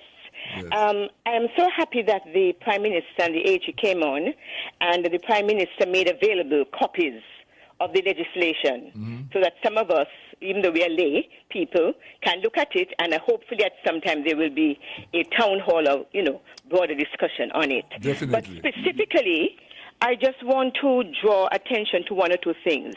On page 3 of it, one of the objectives of the Act, so it's 3D, it speaks to enhancing both the region and St. Christopher and Nevis's prominence as an extraordinary investment and lifestyle destination. My question is, what is this lifestyle destination? Is it broad so that they can promote, say, a gay, LGBT community or a nudist colony? You never know. Or, no, because this is it. Yeah, these things absolutely. are broad. Absolutely. And things. So we will just have a more thing, because they specify lifestyle destination. That is one. Yeah. It also speaks, this is part of it. Section 6, other conditions of development agreements provide for the terms and conditions for granting to zone develops the exclusive right to develop the area.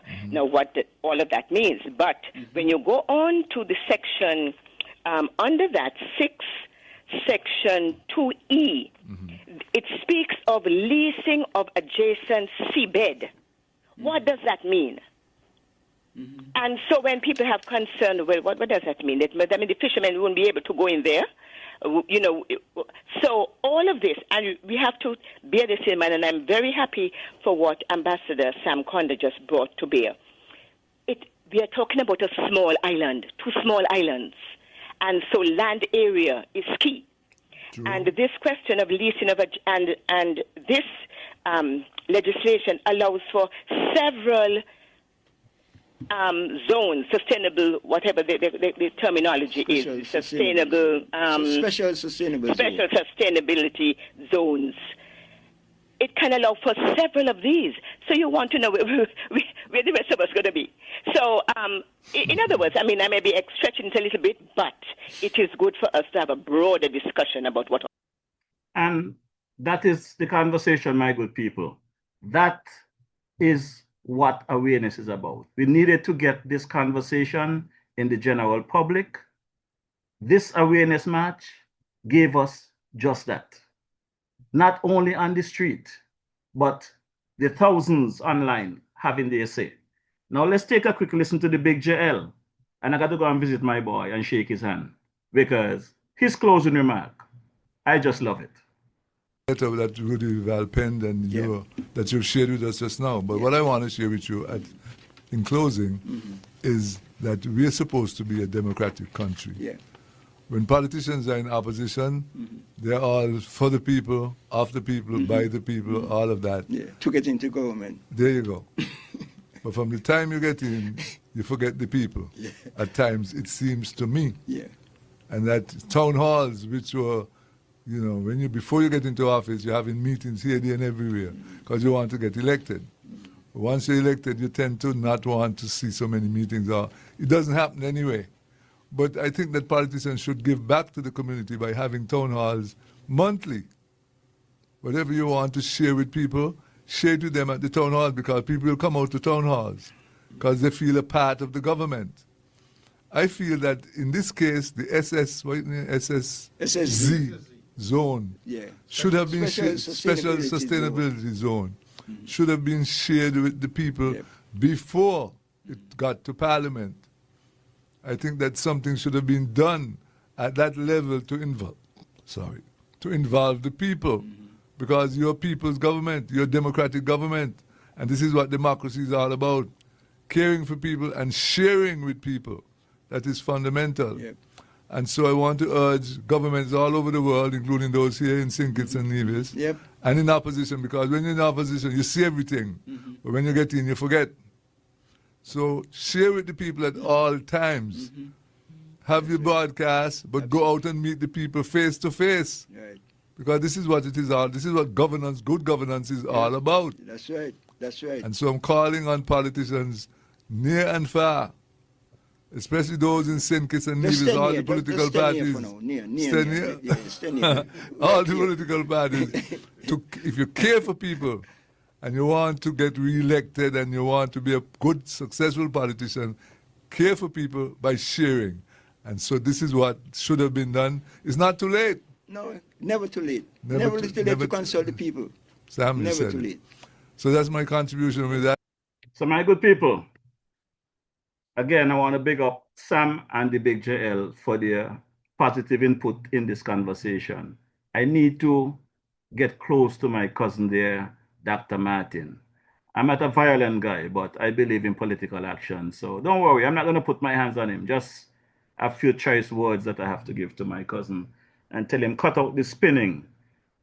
At his age, he should be looking for the other side and be honest and try to leave this country in a safe and better place. My good people, I'm going to drop one more clip for the evening. I actually have much more clips to drop, but I don't get into clips if I don't have the time to discuss them.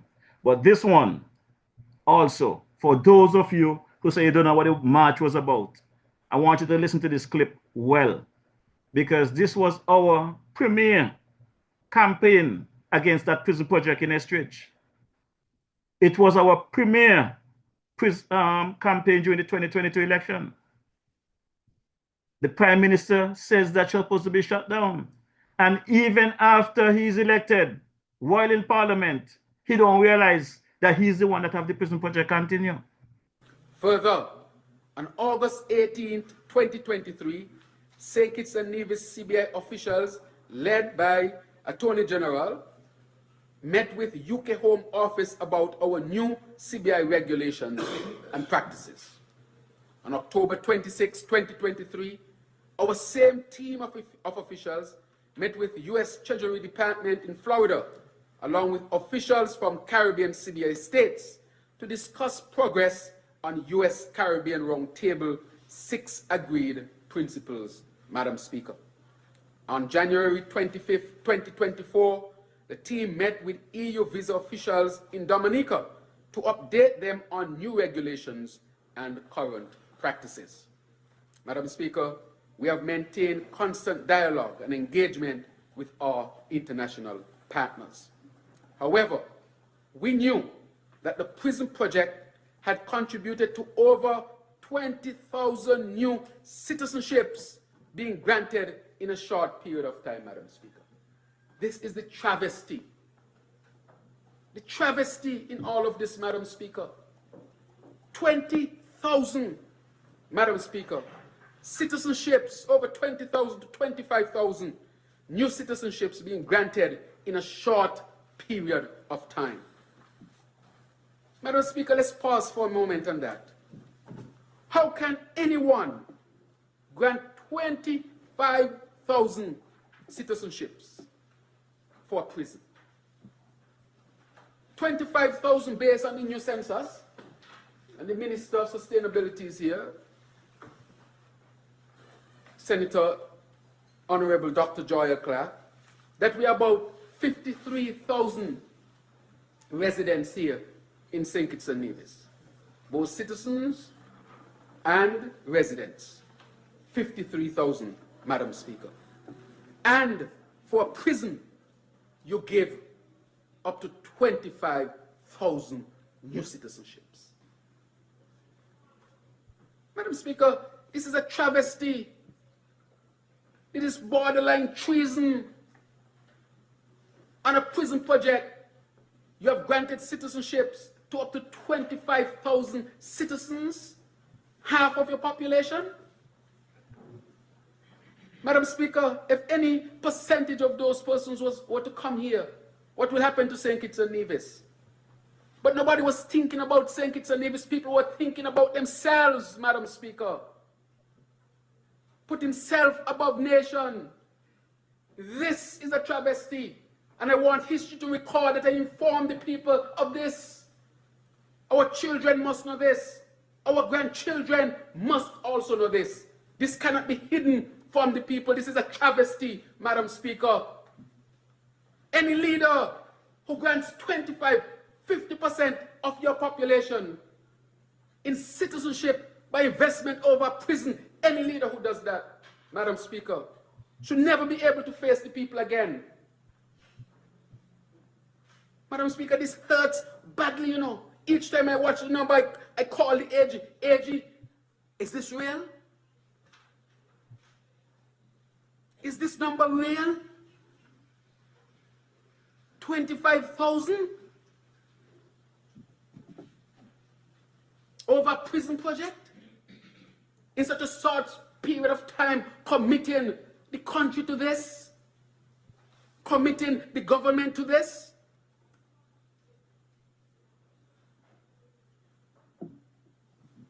Madam Speaker, every citizen should be outraged by this. This was totally unnecessary. Our country should not have been subjected to this risk, Madam Speaker, with this high number of citizenships over prison. My good people, I support the Prime Minister in that call. Any leader that give away the equivalent of half of our population in new citizens for a prison project should never face the country again about re-election. This Prime Minister, while he's in Parliament presenting that information, I am informed, signed off, and the majority of passport, or CORs, we can call it, for that project, that prison project. Serious, serious matter. And it's just about at the bottom of the hour here, just about 5:30. So I'm not going to drop any further clips. But what I'm going to do is update you guys on what's happening. There was so many things that we march on. I'll just find out the SSZ bill. Now it's an act. We march on that. We also march about this prison project. We march about the situation at the Christoph Harbor, the situation with Glen Barrow, the situation there over in the New Guinea area, where the government seems to have an issue with one of our premier marina there, the St. Kitts Marine Works. So it wasn't one thing that we march about. But there are even more important stuff that came ahead while we await to hear the facts from this Prime Minister, the Minister of Health. Because guess what? Last Wednesday, well, 2 Wednesdays ago actually, the 17th of September, I spoke about the concern that someone came to me with that they ran out of reagents for the dialysis unit at the JNF. As a result, individuals could not be dialyzed on schedule. Well, when I signed off Wednesday evening, there was a press release by the DHI that there was some technical difficulties at the dialysis unit, but treatment started that same evening. Upon my investigation, I found out that I do not know what started that evening, but patients that should have been treated did not get treated until the Sunday. Now, last Wednesday, while I was live and presenting again about the dialysis, I received a message telling me, Mr. Marisha, the dialysis unit is closed again until the weekend. I said to myself, I'm not going to say anything last Wednesday because I did not have the opportunity to confirm. I got the message while I was live, and I love to make sure that I confirm things before I come and speak about them. But following the podcast on Wednesday, Thursday I went into investigation mode, and it was a fact. I spoke to a dialysis patient who informed me that they got dialysis last Tuesday, and their next scheduled treatment was supposed to be on Thursday. They never got that treatment until Saturday. And when they normally get a 4-hour session, it was reduced to 3 hours to accommodate other patients. But you know, the part that really sink in, they like to send lawyer letters. So I'm not going to give them the opportunity to send a letter on this one. But what I will say, a young man from Nevis, I understand at the age of 36 years old, who is a dialysis patient, it is alleged that he was due dialysis earlier in the week last week. And they called him and tell him that there was no service, there was no treatment session for him. They will get back to him. Apparently, when they get back to him on Friday, it was for him to come for treatment on Saturday. The sad thing is that he passed away before he got the treatment. According to word on the street, these poisonous toxins that take over these patients when the body does not get dialyzed on a regular, poison their system, and it's hard to overcome that situation. My good people, I am not here to spread propaganda. I am not here to curse government. But as I said to the Prime Minister and his team from day one, do good things, the DJ going to talk the good things them. If all you do not do right by the people of St. Kitts and Nevis, the DJ gonna talk it. And for those of you who did not know what the march was about on Friday, then I guess you are not living in St. Kitts Nevis. And I would hope now you all get an idea what the issues are, plus a lot more. The DJ have already applied for a new march that will take place on the 31st of this month. 31st of October is a Friday. So for those of you who did not know what the march was about and you still need information, feel free to call the DJ. 869-660-0195. You're marching for your federation, your country, your citizens who cannot march for themselves. People are literally dying for lack of health care in our beloved federation. People are literally dying because they cannot get the health care that they need. That is my opinion. And we're gonna march. So I want to drop this one for my boy Andy. March, we are march, march, march, march, we are march, march, march, march, we are march, march, march, march, we are march, march, march, march, we are march, march, march, march, we are march, march, march, march, we are march, march, march, march, we are march. The March we are march. And I want to take this opportunity to thank all who came out on Friday.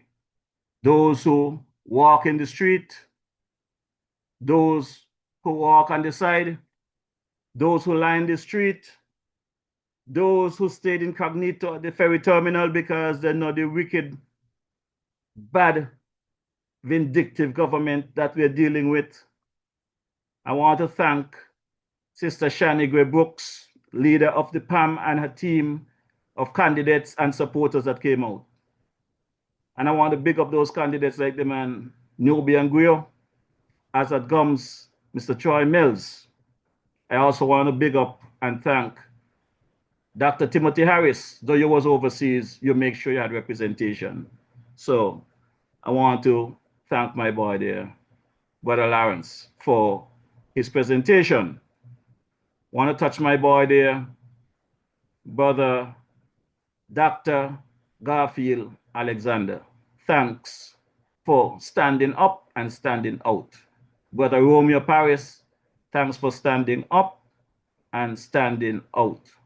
The man Banky, the farmer there in Nevis, thanks for coming down, your team. Thanks to the young man there that gave a very good speech, the man Forrest, Myers, and the entire team, Mr. Tweed, father and son. Want to big up Sister Jasmine at the ferry terminal. Thanks for the refreshment. Miguel Jasmine gave me a skull. They said that I should not be drinking local drinks. So next time we have a march, I must drink Lucozade. So I guess, Jasmine, you're going to have to give me Lucozade next time because they have an issue with me drinking a skull when the sun is hot. So I want to big up everyone that came out and support the team. There are some people names I would not call because they're going to get into trouble, but they know who they are. Thanks for all the support. We're about to get out of here, but before do that, let me drop some ads here. I want to big up my boy there, Brother Aston Coker. 3A's Auto Services is your one-stop auto care shop. Are you looking for reliable auto care you can trust? At 3A's Auto Services, we keep you rolling safely and smoothly. Tire sales and installation. Quality tires for every vehicle expertly fitted. Vehicle repairs and maintenance. From small fixes to major repairs, our skilled team gets the job done right the first time. Friendly, professional service, honest advice, fair pricing, and a commitment to keeping you on the road. Don't let car trouble slow you down. Drive in today and experience the 3A's difference. Visit us at Main Street, Sandy Point, St. Kitts, or call us at 869-664-2204, 869-667-2071, or 869-665-0605. 3A's Auto Services, where your car gets the care it deserves. Yes, man, and that's the man, Brother Aston Coker there at the 3A Auto Services. Now let's take a run across to the sister island there and see what my boy Cabo has to say to the people. Cabo's, located at Fountain Village in Nevis, is the go-to spot for your Saturday treats. Tantalize your taste buds with his delectable Cabo's Delicacy Goat Water. Or, if you prefer some soul food, then Cabo's Punji and Fish is definitely the way to go. Call ahead and reserve at 869-663-9694. Then make your way over to Cabo's and enjoy the vibrant atmosphere while you savor your delicacy. Cabo's, we are not changing, we are only improving. Food all over, food all over. You got the food all over. Yes, man, Cabo has the food all over Nevis. Let's take a quick listen here to my girl, sister Carmen of Carmen Caterers. Girl Sandra, you know where you can find nice fresh local food 7 days a week, one provision and all kind of thing. Girl, where? Right down there by Shellings, by Carmen Catering Services. Girl, she opposite the bus stop. Girl, and she also cater for weddings, parties, anything you want to cater for, funeral and all. Girl, and trust me, you're gonna enjoy the food. And she also selling bites and sundaes. Opposite the car shop, right down the main road. Girl, you could call 665-1494 or 663-6005 to order your food or go and pick up your food. Girl, the food will be finger licking and you get your money worth. You ain't want nothing better than that. You heard that right, Sister Carmen. Right there, Shirley, in downtown Bastia, right opposite the West Ferry Terminal. Monday to Saturday from midday until 5. And a Sunday you catch at the Boys Village, right opposite the Agawa shop in the bus stand there from midday until 5 as well. I want to big up my boy there, the man, Mr. Powell, the man Scatter, Island Purified Water, the best water people, Main Street, Newton Ground, St. Kitts. Want to thank them for keeping the DJ hydrated when he's in our beloved Federation of St. Kitts and Nevis. Big up yourself, Brother Powell. Everything good. Now let's take a quick run across to the Virgin Islands there, St. Thomas to be exact. Let me hear my boy, Brother Malvern Gums of the Spectrum Band have to say about the DJ. Hey, this is Malvern from Spectrum Band, and you're listening to DJ Marisha, playing you the best in Caribbean music. You got that. Hey, this is Malvern from Spectrum Band, and you're locked into DJ Marisha. Keep it locked. Right there. And my good people, like I said again, I want to big up my boy there, Brother Damian Lawrence of the PLP, for coming out and giving a very powerful speech representing Dr. Harris last Friday. It's all about representing the Federation. Politics have its time, but when it comes time to save a country, we have to come together and save a country.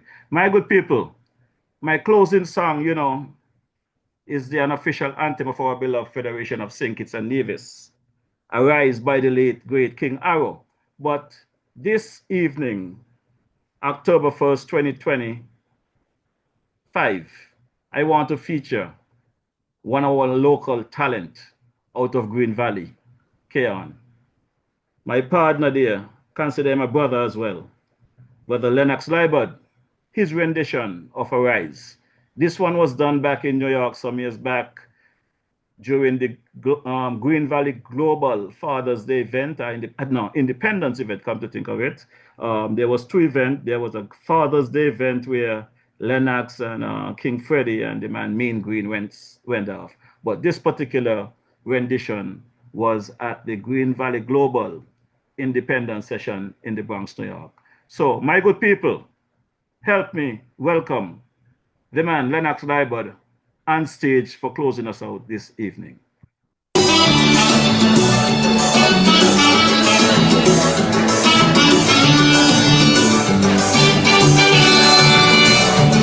Would you stand up and see the country dying and never let that end behind? Would you see your children future waiting, creating much illusion? All would be watch on idly, disregarding all self-sufficiency. My administration making all and no. I said no, not at all. Citizens, let's unite and stand up for our rights, all our lives. Let us reintegrate and correct all mistakes. Reunification, building a brand new nation. We move on together hand in hand. Rise, citizens, will arise. That country is yours. All yours, still yours. Oh, it's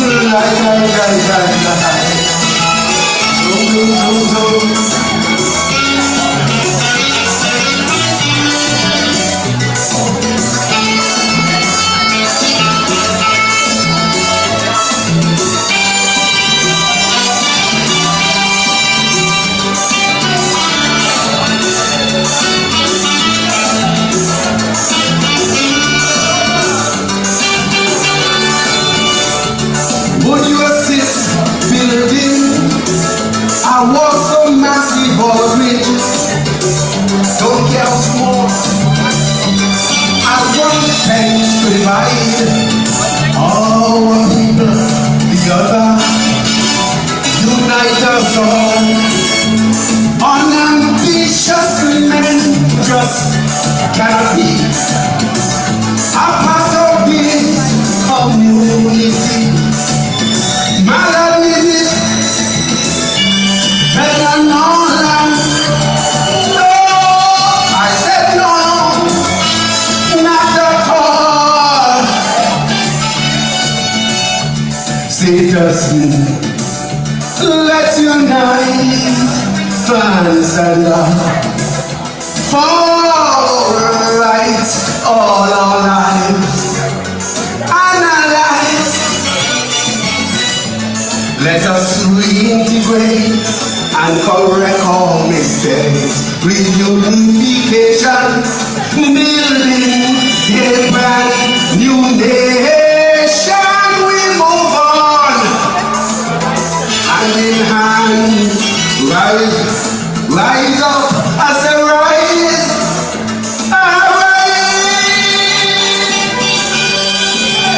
The country is yours. All yours, still yours.